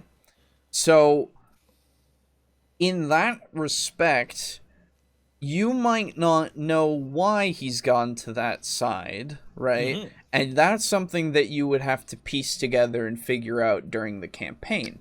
Yes. Now, whether or not that's going to be something of contention between the players and the DM, that's unfortunate, I guess. But at the same time, using like that kind of stuff, and so using that kind of stuff makes it so it's an interesting kind of reveal at the end for that kind of for that big payoff of like, you know that guy? I know that guy. Oh fuck! Why is he evil? Why is he evil? He used to be a Greed. cool guy, right? Or maybe he was always a bastard. Oh, there were things that I didn't know about him, but there were things that I didn't know about him that were good. You know, like you can have that, and that's with a no name, right? With a no name, you can do that quite easily, and I don't think there would be too much pushback. With somebody who's named, and you want to make them completely different without really discussing it with the player, you, like you said, it's got to make sense enough, but I also think that you don't necessarily need to talk to the player about that, right? Like what I said it wrong. Okay. I've had trouble with words lately. That's fine. I think you should discuss it with your players if you feel like it would go that way. You know what I mean? Yeah. It doesn't have to be every time, but if you think that this is a change that might, you should. Although, if you are trying to do a big reveal, you could, because I was gonna say, if you are trying to do a big reveal, you should ask your players, like, hey, like the player in question, hey, I'm gonna do a dramatic reveal involving this guy, and I have changed him in a way that is, that is unorthodox. Right. Would you like to talk about it first, or would you like to just experience it? Okay. Yeah. Because again, if there is that worry in the back of your mind, and you don't want to, upset your players, which as a DM you really don't want to upset your players. Not usually. Certainly not with you. You don't want to upset your players with you. That's you can upset them with Thorninar all you want, but I think doing that is a smart idea. I think. Yeah, I would agree with that. So some further stuff. I've had a background character change completely, and I couldn't even get insight or learn why they changed. It's hard to explain in text. In that case, then that sucks. Yeah, no, that's not good. Yeah, no, that's bad. So in that respect, from what I gather, at least, since you said it's hard to explain in text, from what I gather from what you said is that this background character changed, and nothing in the world and the story, anything like led you to understand why that is the case. In which case, that's poor planning and setup for the DM that they did. They really should have figured out how to breadcrumb that a bit more for you. Because if that was supposed to be something that's like revealed to you and supposed to make your character go, oh my god, right? Oh my god. Then that needs to be something that you breadcrumb. Yeah, especially if you're trying to get a big reveal. You need to make sure that is the case. You have to make sure that it makes sense. Otherwise, it doesn't, and then the reveal is ruined. Exactly. So, like, because I've done some reveals, and everybody said they went well. Yeah, that is true. We did say that. But not in so many words, but I don't know why I'm doing that accent every time. But yeah, so if it's somebody that's really important in your backstory and you're going to radically change them, that's where you have to figure it out in a way that makes sense. Like, absolutely. Yeah. Because Yes. if it's a pivotal character in your backstory, man, there's got to be something, right? Like, if it's not just a natural, like, oh, they were a farm man, and now they're on the city council, right? Like, oh, okay, that's not too big a change. But yeah, it's like, they were cool. Yeah, they were a farm man, and now they own Evil Space Corp. And it's like, huh? What? Gonna have to tell me how that happened. Yeah, he was a farmman, and then they go, no, and you go, ah. Yeah, or at the very least, yeah, because the thing is, if you want to say no, you have to say no, but you can find out by doing this. Right, like because now you can use that no to your advantage, because now you've got them interested. And you at least give them a path. If you give them nothing and offer nothing, then yeah, that's not going to work. It's a horrible idea. Yes, very bad. Maybe the character writes letters to the player, giving the player updates on how things are changing. Ooh, that would be cool. Now, the only issue that I see with that is that if you're trying to make the character evil, the players will probably try to, like, stop them. And if you want that to happen really badly... That's the thing, though. You can make it so it sounds like things are going very well. And, like, in the sense of, like, they're moving up in the world and they're not specifying... right, of how they are, or how they're doing it. Exactly. So, like, maybe they're like, hey, I just moved up in the city council. Turns out they didn't tell you that they were fucking murdering people to do it. People have, like, it's in a town that you haven't been to for a while, so, like, you're not familiar with what's going on. Maybe you'll find some rumors out later on of, like, oh, did you hear that the previous city councilmen, like, all 9 of them have been murdered? And then you go, huh? It's like, oh, shit. Then you write the letter to your friend. It's like, are you okay? It's like, yeah, I'm doing fine. I'm head of the city council now. Right, exactly. and then they go, huh? And then maybe they start figuring it out, or maybe they go, well, that's really lucky. I'm glad that you're, It's like, wow, can I get, like, free alcohol at the alcohol and food house? Right.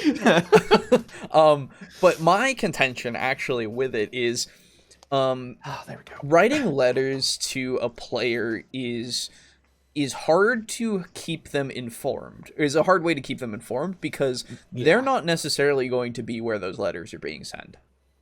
Yeah, it's true. Unless you pull a Skyrim. Well, so yes, I was literally thinking that. Yeah, and I was like, maybe you have a courier go up to them every time and say, "Hey, got something for you. Your eyes only." And then you try to outrun him, but he always finds you in the end. It's basically the mailman from fucking Ocarina of Time. Yes, I was also thinking of him. God damn it.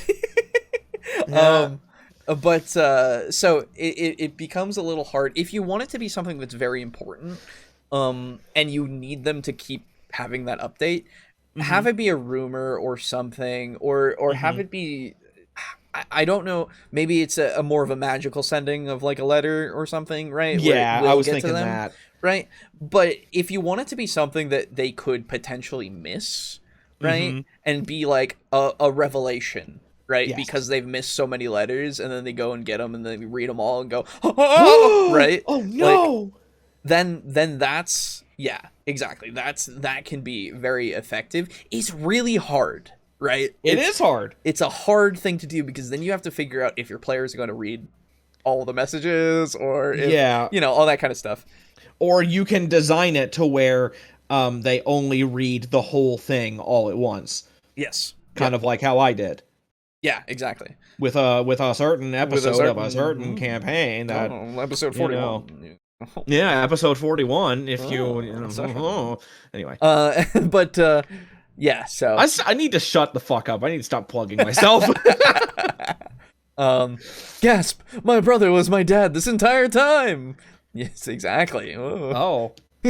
Okay then. Well, lol, pen pals with the big bad. Dear my friend, per your suggestion, I only burned down half of the villages and pressed the rest into slavery. Thanks for the advice. Yes. It would probably also help if you added missing/incomplete details about the backstory character that the character doesn't know about for the DM to add to and maybe make a new story out of. Yes. Absolutely. Leave open ends with your background NPCs. Like make it so that they aren't static. Because if you write them static in the sense of they are stuck in their job basically somehow, and that's how they know them, then that's how they have to be unless something really like fortunate happens for them, right? Sometimes not being too detailed helps to open up opportunities for surprises, but be careful of that one depending on the DM. I already told enough horror stories on how badly that ended for me. Yeah, so exactly. It really depends on how far your DM wants to go. Yes. Had to step away for a minute, but I guess I haven't had anyone really do a good job on reasoning why a character changes. There you go. Yeah. So it's again, it really depends, because if your DM leaves you breadcrumbs that they intend for you to find and they have you find, then it can work really well. And if it's something that, even if the breadcrumbs are a little like all at once, then you still have that. And it really, like, at the same time, I would also say that even though, again, it depends on the NPC, but even though you have somebody in your backstory, that doesn't make them immune to changing. Right? Totally. Like, you have to expect that not everybody's going to keep being the same person unless they literally can't help but be the same person, right? Or like that's the whole purpose of the character, is to be the same person. Exactly. Like, in that case, like, it takes a lot and a real fucking good reason for them to needs to take a lot and a real good fucking reason for them to actually change. But ultimately, I don't, like, even in real life, everybody, nobody wants to keep being the same person over, like, all the time. We all grow and change regardless of the fact, so you kind of have to expect that a little bit in your simulated fantasy world of people. Right? I don't know. The player characters. The backstory says who your character was and how they got here, but that was also who they were up until the game's start. Once the game begins, the character's new experiences should add to and alter them after that. So don't lock yourself into the trap of who your character was is how they're just always going to be after that. The game is really about who your character becomes during the course of their adventures. After a few games, your character should have changed. Maybe they're going to have new skills, powers, or levels, but those are really just the mechanical changes. That's not what we're talking about here today. You should also consider the evolution of the character themselves. Have their values or their motivations or their personality evolved as well during the course of their adventures?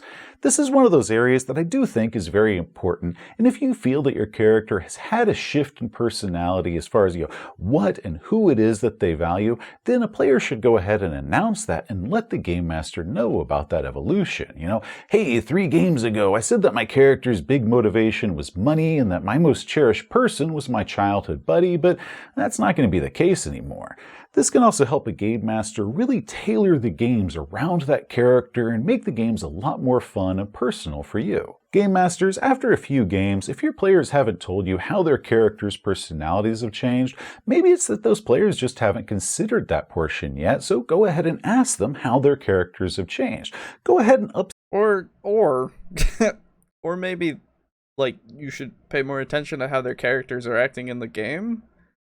Because you can tell a lot from how a person is playing their character different, Like, you don't have to state it all the time, right? It's a show don't tell kind of thing, right? Like, that's a little weird for me, because, like, yes, in some cases, absolutely, your character's going to change a bit, and, like, there are certain things that should probably affect you, and hopefully, I mean, unless your character is infallible in their character, then they will probably be affected by when they see the old woman in town get brutally murdered because they thought she was a witch, right? But she was not. She was just giving soup to some children. out of a cauldron. Yeah, yeah, But you know, like at the same time, I feel like you should see that reflected in how your character or how your players are acting, right? Yeah. And like if they aren't changing at all, then yeah, at that point you should step in and go, "Hey man, you saw that before, right? Got murdered, and Right. yeah, is he okay? Yeah. It's like, yeah, he's fine. Right, exactly. It's like, why? Right? How? How? Right? Have that kind of conversation more so than if they haven't said anything at all. Right? Yeah. To you. It's like I don't necessarily, Like, not everybody is gonna do that, really. Absolutely. I don't necessarily talk to you about how Mez is changing.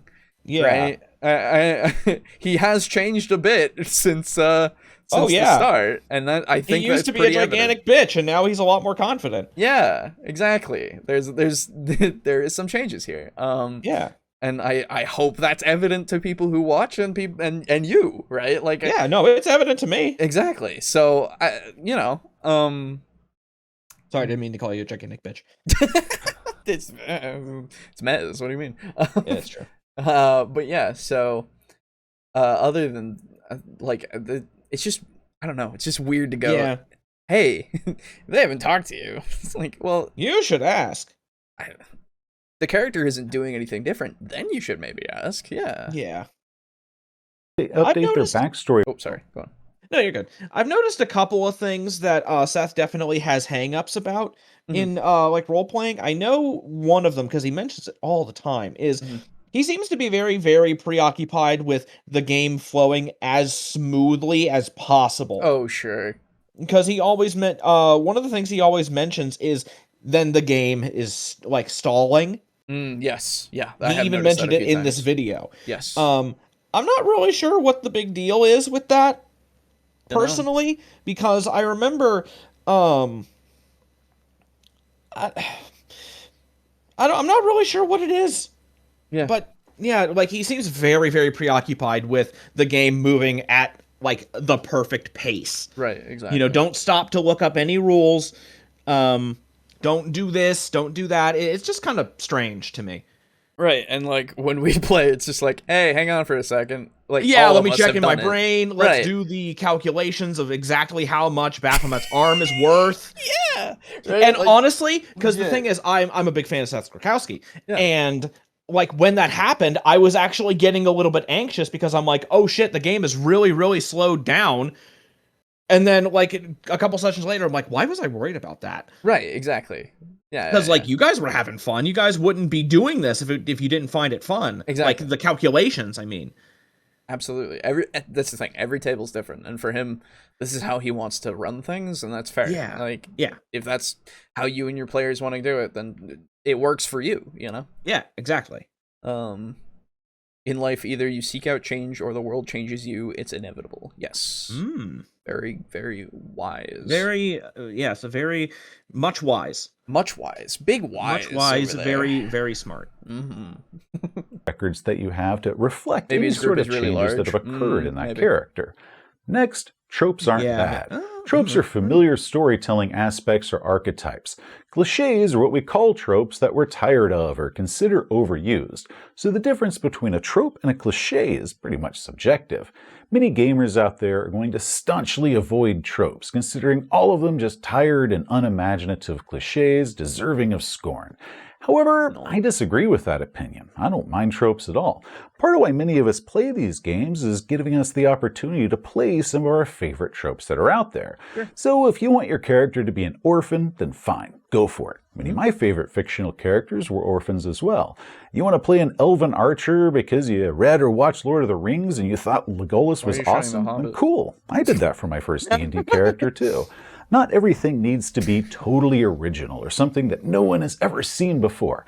Often, the reason that nobody's seen that before is because it's kind of a bad idea. Now that being said, while I don't mind tropes, don't feel yourself becoming limited by them. I still want to have a unique character. I want your character, so go ahead and mix it up as far as, what tropes it is you want. Give us a little bit of a mix and match or try something new here. Go ahead and make it your character. Tropes are meant to flavor the PC, not define the PC. And whatever you do, do not make a clone. Okay. Even better. Okay, he's going for that.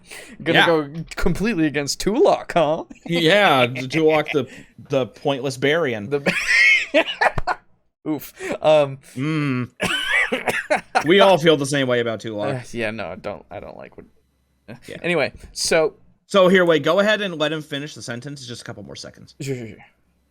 An existing character.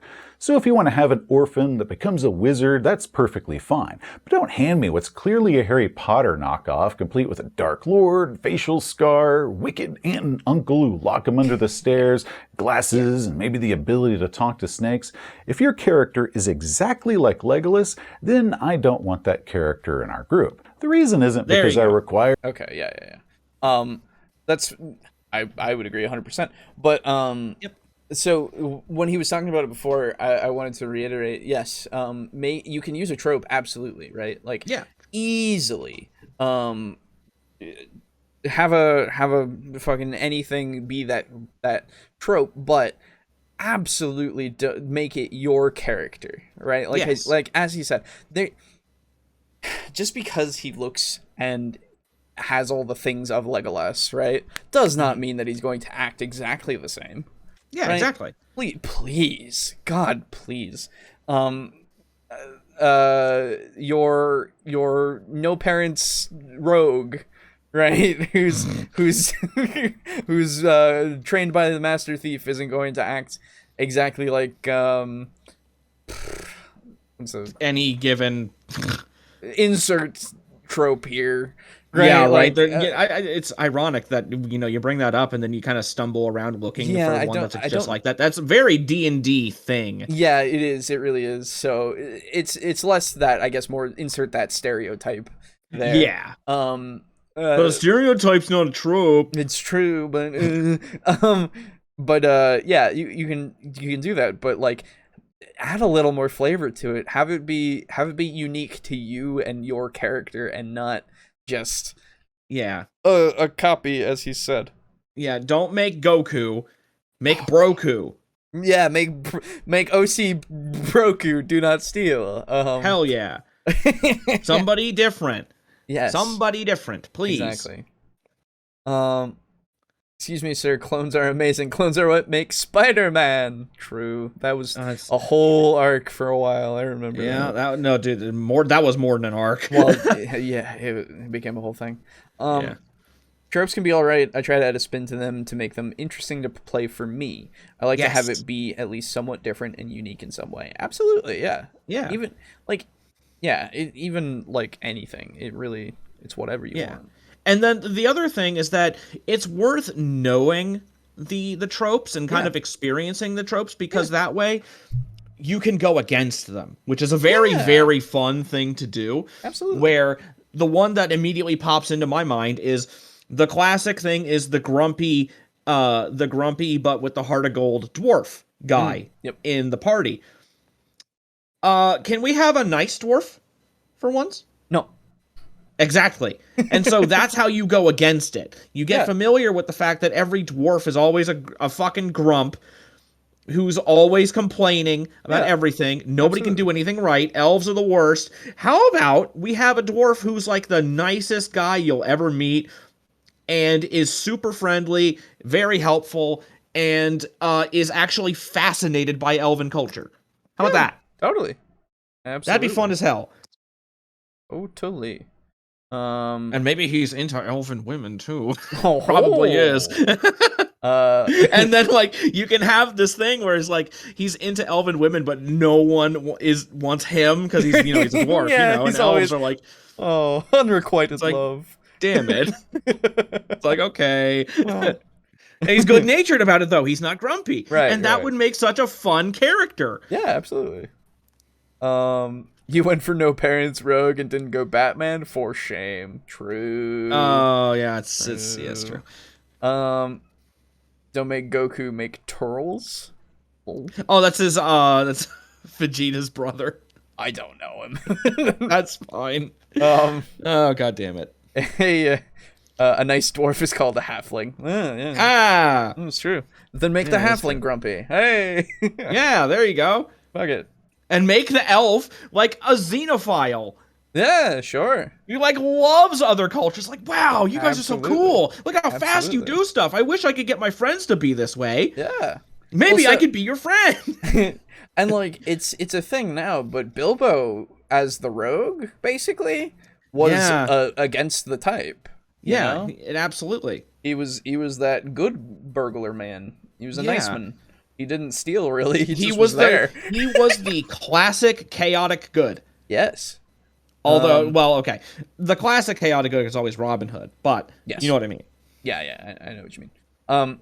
It's why I'm working on an emotional Yuan Ti wild magic rage can seriously alter the mental state of a cold, emotionless snake person. Ooh. Yes. Nice. At least, yeah. At least I hope I can out of character sheets. I believe in you. You got it. Yeah, no, dude, fucking do it. Do it. I command you to do it. I command you. A totally original character and backstory, but if a player is trying to play Drizzt, then they're essentially locking themselves into the path of Drizzt, railroading themselves before the adventure even begins, and clones rarely grow beyond the characters that they're trying to copy. So while drawing inspiration from your favorite characters and tropes is fine, make the character your own. The reason that I mention this, I'm kind of going off on tropes the way that I am, is it's a response to a common internet advice that I've encountered as some online personality disdainfully puts down tired cliches that they've seen 100 times, which, yeah, sure, maybe they've seen those 100 times until they consider it cliche, but your group might not have seen those before, so it's not going to be a cliche to you. Yeah. So don't feel that you have to avoid tropes, just don't be limited by them, or don't even feel obligated to play a trope if you don't want to. That's perfectly fine to do. But if someone who's not even in your group that you're playing with considers something that you're playing to be a tired and overused cliche, then really, that's their problem. Next, consider linking your... So. Yeah, there's not too much more to go off of that. I just wanted to read. He was a peasant that was forced to take levels in Rogue. Poor Bilbo. Yes. backstory with the other members of the party. For many campaigns, the opening scene is the characters all getting to meet one another, maybe in a bar or a jail cell or something like that. And then we go through the motions of, learning to like one another's characters, or even trying to figure out why these characters would all be hanging out with one another in the first place. But is there a reason that your characters can't begin the campaign already knowing one another or being family members? Yes. So go ahead and talk with your game master and the rest of your group about that, and consider incorporating one another's characters into each of your backstories. This is something that other games like Traveler and Cult include in the character creation process, where we're given the option to link characters together, meaning that the game begins with them already having an established bond.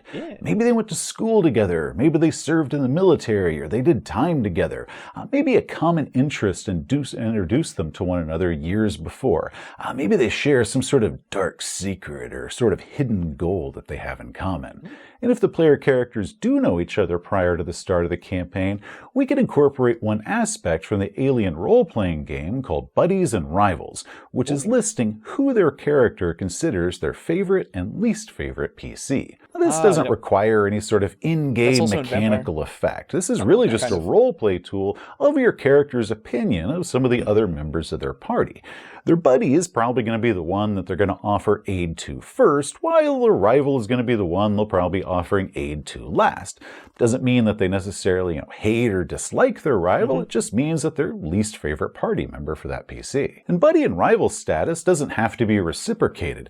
These are your character's feelings about the other PCs in the group. So character A might consider character B their best friend, but character B considers character C their favorite.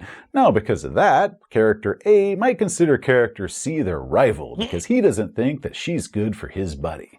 Right. As I mentioned, characters should be evolving, and who their character considers their buddy in one adventure might not be their buddy by the next adventure, and whoever they consider their rival might eventually work their way into becoming the buddy of those characters, where they kind of go from being opposites and not really liking each other as much to becoming inseparable best friends. Finally, and really what I consider the key part of this video, is the first thing that you need to do is ask yourself, what are the backstories for?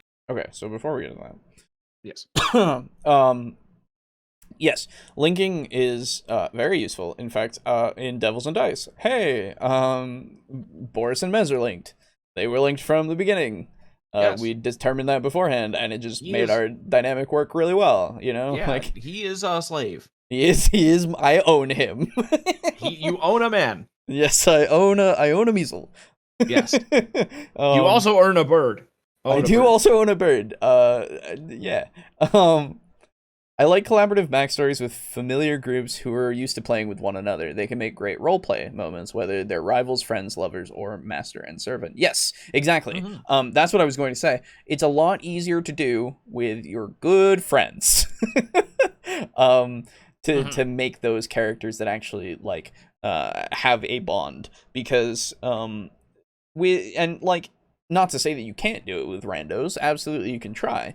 Yeah. It's just you have to figure out how compatible you are, I guess, in the role play, right? In my Wednesday group, I don't have a tie to a single other character, so we have to do the whole rigmarole of figuring out how we work together and shit through our shared trauma, and all that kind of stuff, right? But it's never been like a super essential thing, right? It's something you just kind of work through and try to figure out the dynamic of the group in that case. But I do think that it does help when you have at least like one pair, maybe, you know, that they can actually like stay with each other and have a good reason to, and all that kind of stuff. The other thing I wanted to say was with the kind of buddies and such thing. I mentioned Vampire, and Vampire does this thing of a relationship map, where you take a piece of paper, and it doesn't really, it can be a mental one, doesn't matter. It's just a thing where you make it so you have two things you like about a coterie member and one thing you dislike, right? Yes. Like one thing that grates you about them, and then you do that for everybody, and then you also do that for touchstones, right? And other people in your life that all kind of corresponds to all of these characters and how their web of being related works. And then you can also put in like how your touchstones feel about each other, if they do, or if they even know about each other or anything like that, you know, and kind of have that thing, and then go, hey DM, or storyteller, have this. You know? Yeah, and then, right. And then they go, ha. What does this mean? No, but you know what I mean. It helps with that whole building relationships and things like that.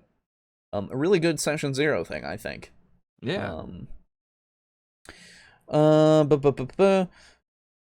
Being picky who you offer aid to in the Alien game is a bad idea. I give it a 17.8% chance that your buddy is making it out. Yeah, right? Yeah. It's harder to rely on random people, not just with compatibility, but you have to rely on them being committed to playing almost as much as you are. That is also true. Yes. Yeah, it's definitely a much easier and better thing to do with people that you know. That way you know already how they're gonna act and shit. But again, it's not impossible with randos. It's just hard, as you stated. Yeah, it's just difficult. Anyway, what are backstories for? Now, the answer to that question can change group to group. For me, backstories are about establishing the aspects of this character's, well as some roleplay tools and hooks. They need to answer certain questions, and that's really what I want from a backstory. A long, detailed backstory that's written out like a novel doesn't necessarily mean that it's helpful. So instead of asking your players to give you a long and detailed backstory, or maybe in addition to a backstory, you could maybe just add this as well, is to consider doing a survey of questions. Now this list can change group to group or campaign to campaign, and I have directly stolen many of these from several different RPGs because they're pretty good questions. So you don't need to use all of these questions by any means because I'm about to blast out a lot of them. Okay. You might limit yourself to maybe 6 or 8 of these, or the ones that you think are the most important or the most interesting, 10. or you could just simply make up your own questions that are more suited to whatever it is that you're playing. What motivates your character and why? Is it money, power, revenge, family, honor, having a good time? What?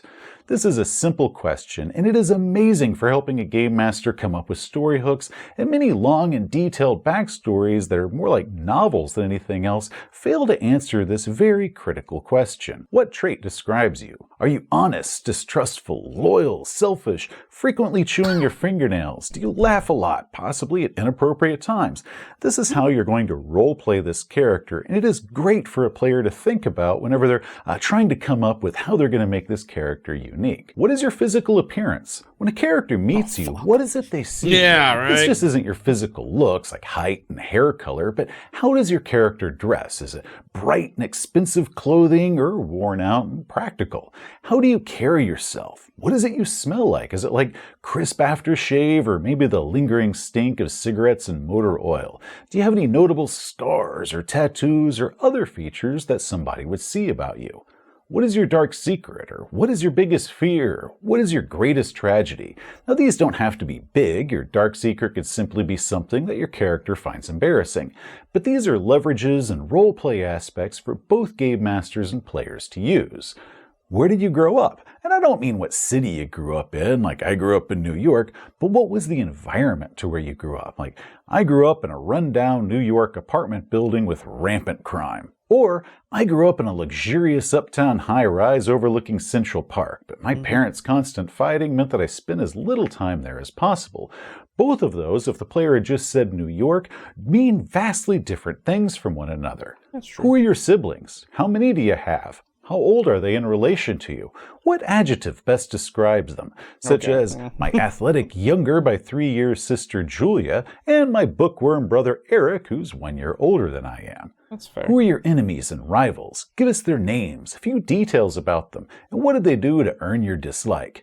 Game masters, depending on the player, you might want to set a cap on this at maybe 3 or so, because some players can kind of go a little crazy with this one. What do you hate? Omicrons. Okay, but why do you hate Omicrons? They know what they did.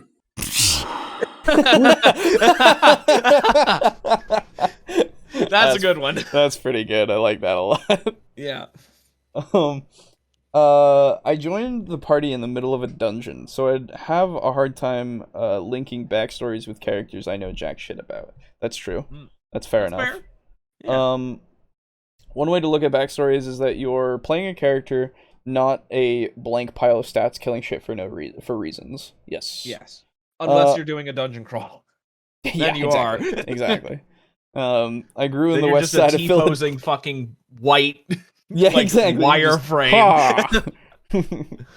I grew in the west side of Philadelphia, born and raised, spending time on the playground most of my days. Already done. I appreciate it. Yes. Perfect reasoning. Yes. Oh, they know what they did. Yeah. They do. Some So good. bullshit. Yeah. Best friend. And if you have no friends, why not? Who is your hero and why? Right? It's a good one. I don't know why that hit me so. It's just. You know why it hits so hard. I do. It's just funny. It's just funny. I don't know. It's good. just- It's good shit. it is a good. Even though it's not meant to be a joke, I don't No, think. it's not. It's definitely not. But it's just funny. No, if you have none, just why? Why do you have no friends? Why do you have no friends? It's just It's like, funny. I usually fucking live in a sewer, so they Right, can't yeah. handle the And then it's just smell. like, oh man. No, these are good questions. Yeah, no, they're all really good. Yeah. This could be someone that the character knows or just some famous person that the character knows of. Have you ever hurt another person? How? And do you feel bad about that? What is your proudest accomplishment? What is your biggest goal? Do you live with somebody else? Where and how do you live? Who or what are you the most passionate about? What do you do in your spare time? This is one of those ones that can really round out a character as we discover some sort of hobby or activity that the character likes to do when they're not adventuring. How do you... I want to say a hobby, we talked about this before, but a hobby is so important for your character and their backstory and just being a person. Yes. God, even if it's just I throw rocks at children or something, right? Like, yeah. That, like, as hilarious as that is, it's still not bad, really. It tells you a lot about the character. Because, right? like, you can take that so many different ways. Where do you throw the rocks from? What? Are you trying to hurt them? Yeah, why or are are you you just doing kind of that? trying to, like, you know, like, you just flick it with your thumb and try to, like, make it land on them from the top of a building? Yeah, exactly, right? And like, then if you get caught, how do you try to not get caught? yeah. Do you wear a mask while you do it? You can have an entire fucking, like, 10-minute diversion where it's like, okay, now That's let's what I'm cut back to saying. Joey here who's throwing rocks at people. What do you I'm do? saying. You know? Absolutely. It That would be adds... amazing. And you have, like, an ultimate quest to hit 10 children in every major city. That would be amazing. See? We've already made a motivation and shit for a character just off of the hobby of throwing rocks at children, okay? Dude, Like... and then, like, the thing is, and who knows, maybe the character throws rocks at people because you're practicing to make sure you can always hit people with your throwing knives. Yeah, Or- exactly. Or ninja stars. Right, For shuriken, whatever it if is. you're cultured. Absolutely.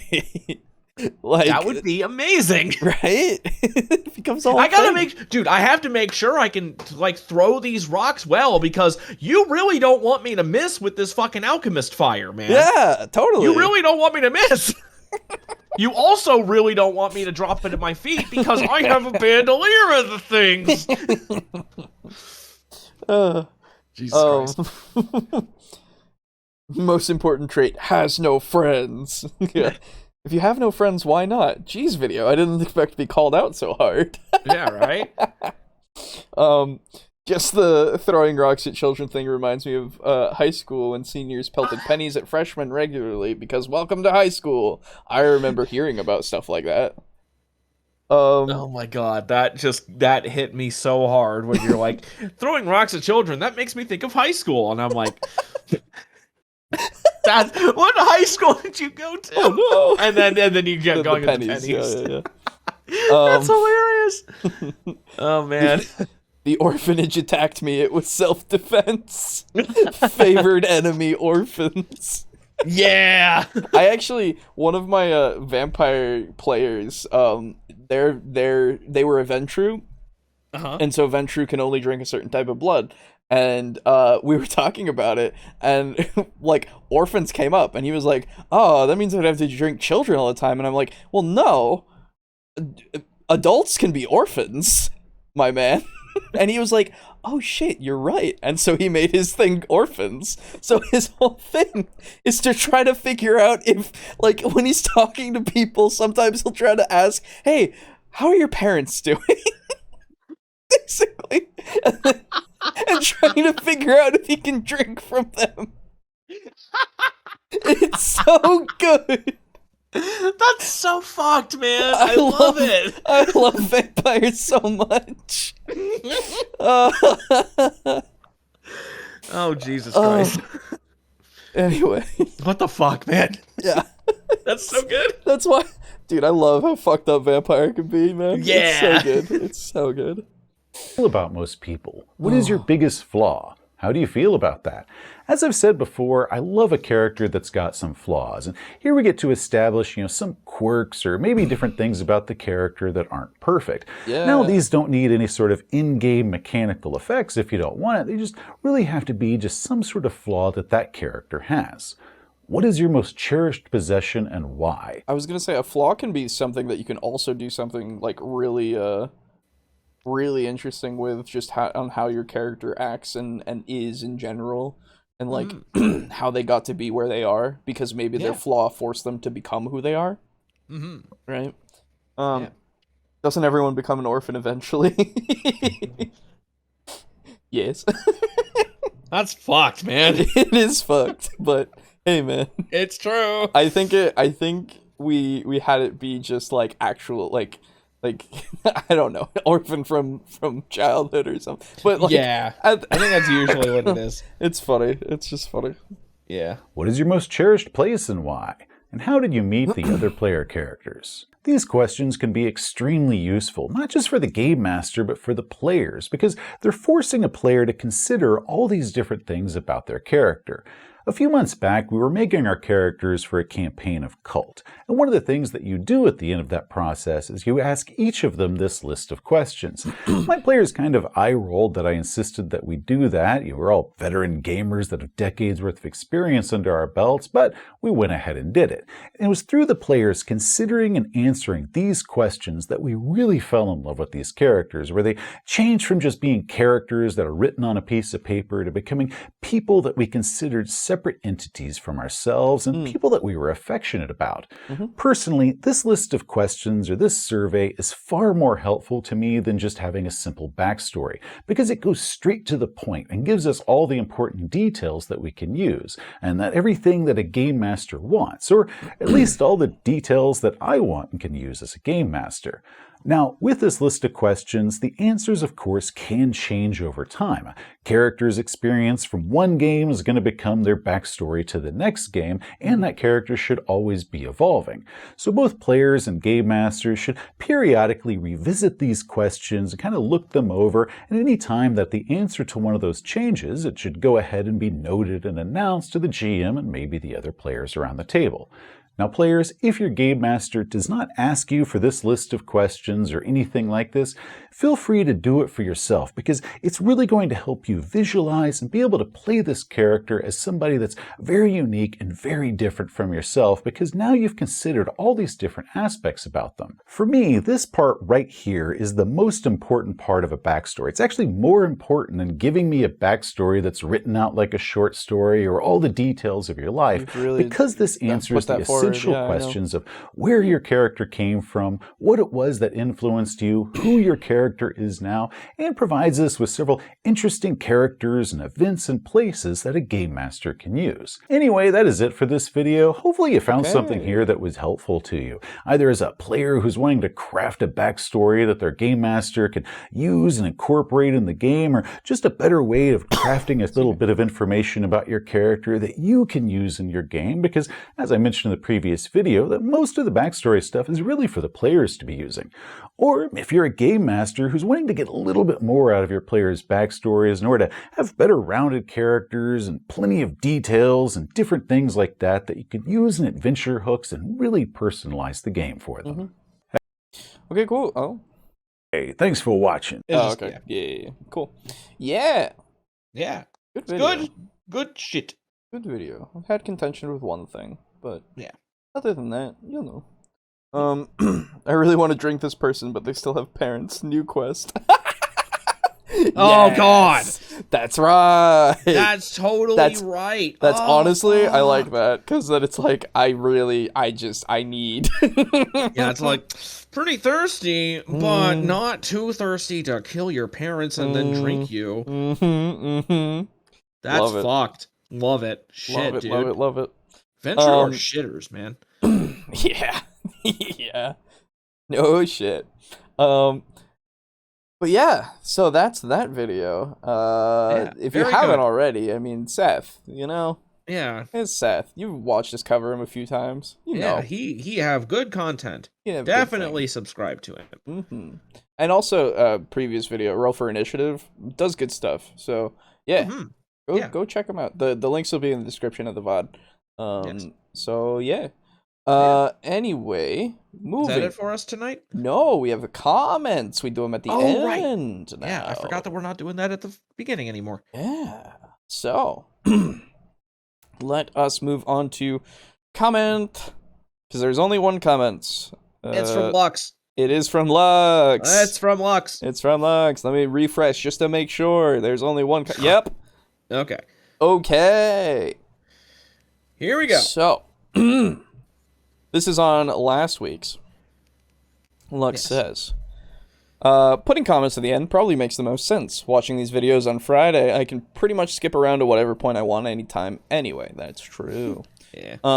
It's not that I really try to write long comments, though. Once I've said everything I want to say, the comment is just long on its own. I actually cut a fair bit out. Like, having long comments is totally fine. You don't Yeah, need to there's worry no- about that. no worries about We it. love your comments. We love them. Yeah. There's no problem with it.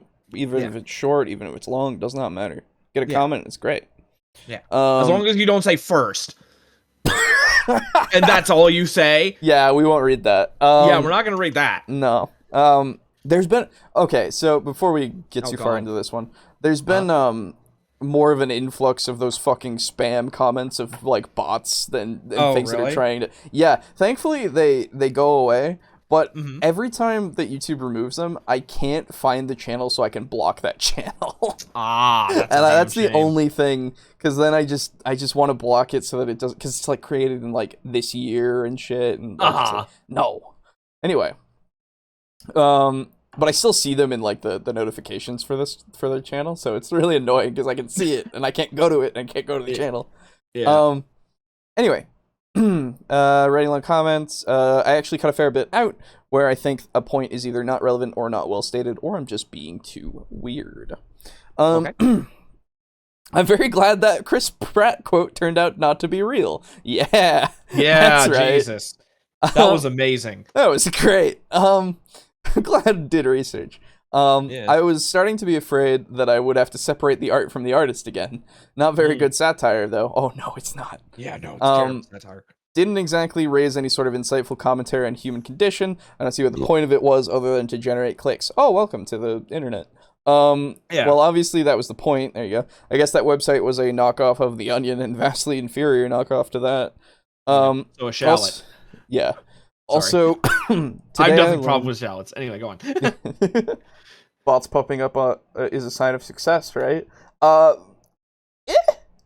bots and like those porn accounts, yeah, great. It's super successful. Woo! Love it. Anyway. Also, today I learned President Koopa's ridge was just hair, so he's not a human with a ridge on his head, he's just a straight-up human. I guess I gave that movie too much credit. I'll grant the actor for Mario was pretty good in that movie from what I remember. Luigi, on the other hand, didn't even have a mustache. Completely unacceptable. Yeah, right. So I said the original XCOM was more of a war simulator than the original game, which doesn't necessarily imply one version being harder than the other, though I would actually say the original is the harder version regardless of difficulty setting. I would agree with you. Yeah, the original XCOM is so fucking difficult. Absolutely. Oh, yeah. Just off the bat. Yeah, they're meant to be. They're meant to be hard as shit. Oh my god, Aiden! Anakin! Oh? We can't hear you if you're speaking. His internet has been fucking dying today, so... Yeah, that's what I heard. Well, I'll just keep going, and if I hear a little noise, I'll notice. Where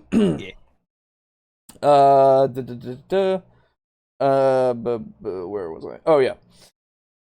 The distinction is hard to explain if you haven't played both versions, but I'm speaking in the sense that a simulator is designed to be as much of a realistic recreation of a particular scenario as possible, whereas a game is meant to be entertaining above all else and will have mechanics that break away from realism in the name of entertainment value. Sure. The original XCOM still falls absolutely on the game side of that spectrum, but it's significantly closer to simulator than the remake. Yes. Character classes, the satellite coverage mechanic, and the way the abduction missions selection is periodically offered, there he goes, to you are all distinctively game-like mechanics that don't feature in the original. That's true. Yeah. Aiden showing up being a ghost and being completely silent. Pretty spooky, huh? Oh my god. It's almost like it's spooky times. Whoa. Yeah. Anyway. Now then. Both the videos were pretty good, so thoughts that came to mind for me. The joke at the beginning of the second video was a bit dated. I understood it because my grandparents had that book sitting on their bookshelf for longer than I've been alive. But I personally don't like to ever explain a joke, because if you had to explain it, it didn't work, and therefore you can't use it to kill Batman.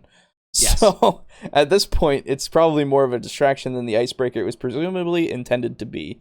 Yeah, it was supposed to be that infomercial style thing, just to like be a little funny little skit. I don't think it was like a joke. I think it was a skit, just to lead into the thing, and then they explained like what the book was that they were referencing and shit. But I agree that it was something that I didn't understand at first until it was explained to me, because I've never heard of the book until that video. What the that was at the beginning of the first video? Second video. That was the Nerdarchy one. Oh, right, yeah. I actually like to maintain a strong distinction between my character and myself. I'll still call their actions in first person, but only because that's what everyone else in the groups I've played with always did. And it just takes less conscious effort to do what everyone else is doing. Yeah. Follower, huh?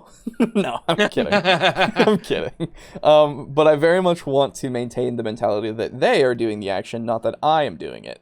This isn't really about how other people perceive the character. It's about me wanting to have a story featuring the character I made up, not a story about me doing something as that character. My thought process is about what they would do, not what I would do if I were them. So, yes. I understand your distinction. That is also what I do, right? Like, we talked about long ago, we've talked about, like, being able to keep your metagame brain and your in-character brain completely separate very easily, because it's not hard. And, and so it's the same exact concept. Like, I embody the character, but I am not the character, right? Like, I'm just trying to think as the character by being in the character's shoes. But I know I'm not the character. I'm just trying to do everything from their perspective as best I can. Yeah. And so doing it from first person and kind of thinking of myself in that character's shoes helps me out a lot. You know? I do agree that you should define a goal for your character, of course, because real people do have goals. It's not impossible for someone to make a goal of seeking adventure unto itself. But if you go that route, you do need to remember that this is something the character is actively choosing to do, and they must have a reason for that. Playing a thrill seeker or a treasure hunter is not the same as just tuning out until someone needs something needs to be hit with a sword. Yes. If you decide to play the adventure-seeking type of character, you still need to convince your audience, the DM and other players, that this is who your character is. Agreed.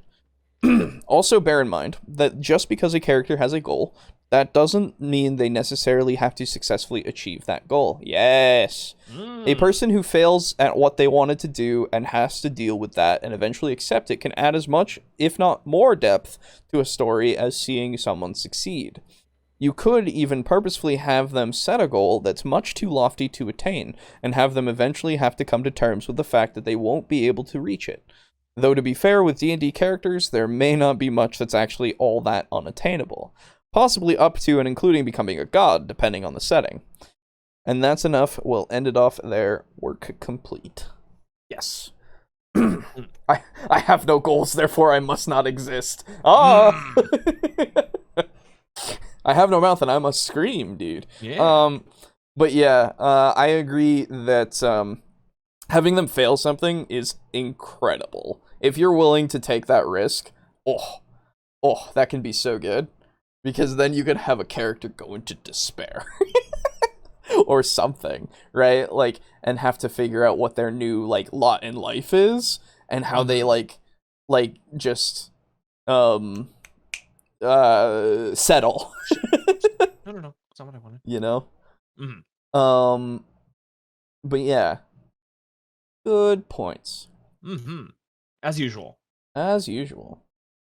Well, that's the comments done. So yeah.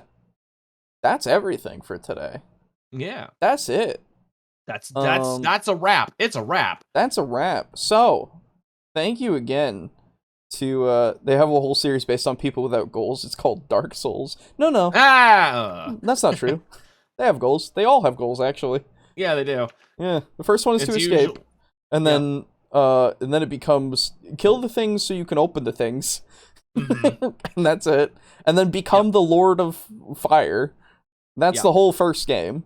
And then the second one, I don't fucking know. I didn't play it. And then the third one, I don't fucking know. I didn't play it, but also you gotta stop the new cinders, or also like make them relight or something. Anyway, You gotta do yeah, something. they all We have don't know. goals. We're not really big into Souls likes. Yeah. Hell, Well, no, even in Monster Hunter, you usually have a goal. yeah, I was gonna say they all have goals. Yeah. But I like Dark Souls. I just haven't taken the time to like play more than the first one and not even finish it. So, And I'm not a big fan of Souls likes. yeah. So Unless thank it's you- Remnant. yeah. Thank you to our patrons, by the way. Again, that is Draco Kraken, Mog Zero, Slazer, Steely, Drake Cross, Chris, Frozen Spaghetti, and Kill Chrono. Really appreciate you. If you want to join in, go for it. And you can get some free dice when they come, or you can wait until the dice are here. But at that point, if you're not on the list, you don't get them. And that's tier 2 and up. I'm gonna add it into the description of them so that people know. But yeah, if you're at tier 1, you just get that little nice little showing of your name. That's all you really get, and you're just supporting us in that way. So regardless of that, thank you. Dark Souls 2, you go hollow if you have no purpose. Yes, that's true. Yes. Oh, okay, yeah. So in general, yeah, everybody, if they don't have a purpose, they fucking die, basically. Anyway, that's it for us for today. We will see you next week. And if we don't see you next week, you'll see it in a community post. Hey! Oh, shit! Or on the Discord or on the Twitter, whatever you follow. But if you look on the community page now, because we have that now, I think. I didn't look at the actual thing, but I can post community posts, and I posted one today, so Yeah. hey! But yeah, so check that to make sure that everything's still going as planned. If you don't see anything updated, I might just be dead. Who knows? But no. So you can find the podcast, if you didn't already know, every Tuesday at 9 p.m. Eastern Standard Time, and then again as a VOD on Fridays at 4 p.m. Eastern Standard Time, and as an audio-only version on your podcasting service of choice around noon, unless you're apparently Google Podcasts, which still hadn't done the thing today when I checked. So, come on, Google Podcasts. What are you doing? They still anyway. It's on Spotify, I can tell you that much, and I think probably on the Amazon one as well. And like, we're on a lot of places. Everywhere. We're not everywhere, You can't but escape. most. Yeah, you can't escape us. You'll find us. We'll find you. Yeah. Anyway, so yeah, you can find us like that. And if we're not on a podcasting service and you want to find us on a podcasting service, let me know and I'll do my best. And Devils and Dice, we won't have one coming out this week, but we will be doing more hopefully this week to come out next week. Usually goes up on Wednesdays at 4 p.m. Eastern Standard Time, or whatever it is right now. Who fucking knows? Google is too busy getting me to buy their new phone. That's true. Yeah. You specifically. You are the cause of my problems. I'm kidding. Then to share the podcast. Yeah. No, so other than that, we still have that survey out. I haven't checked it as of recently if anybody else has done it yet, but for those of you who have, thank you, and we'll probably just move forward with the information we got from it. So if you missed out at this point, we're done. I'm gonna close it and shit. So thank you to those who did, so I could know some things, and then we'll announce the results and shame the people who didn't. No. we'll not do that. Other than that, look forward to some stuff coming, like the new dice, if you want to contribute to that, whether you donate or join the Patreon or whatever. Yeah, thank you. And some other maybe streams in the future. We will see how it goes. Yeah, there's one other thing that we might be doing we might That could be doing fun. A little game, right. Maybe rather We'll see. recently. We will see how it goes. We will see when things are sent, but it will be in collaboration with a certain With friend somebody. of ours that we talk to and in fact play games with, whether they be tabletop or video games. Yeah. And other than that, we might start doing some more stuff like that, just because that's an easy way to actually. It's an easy way to make money. What? No. No. It's just an easier way for additional content for those of us who can't fucking take the time to edit too much. Hello, Yeah. I don't have time to edit very Nobody has much. time now. So maybe we'll be doing more games streams for digital distractions, in the future here. I just have a smaller clip. And other than that, we're getting up to season 4, everybody. Yeah. Woo! There we go. Big stuff. Exciting times we live in, huh? All right. That's enough talking. Yep. I need water. That's enough discussion and discourse. Yes, I would say so. Proper amount. Good. Hat tip to you. Hat tip to you. Hat tip to you.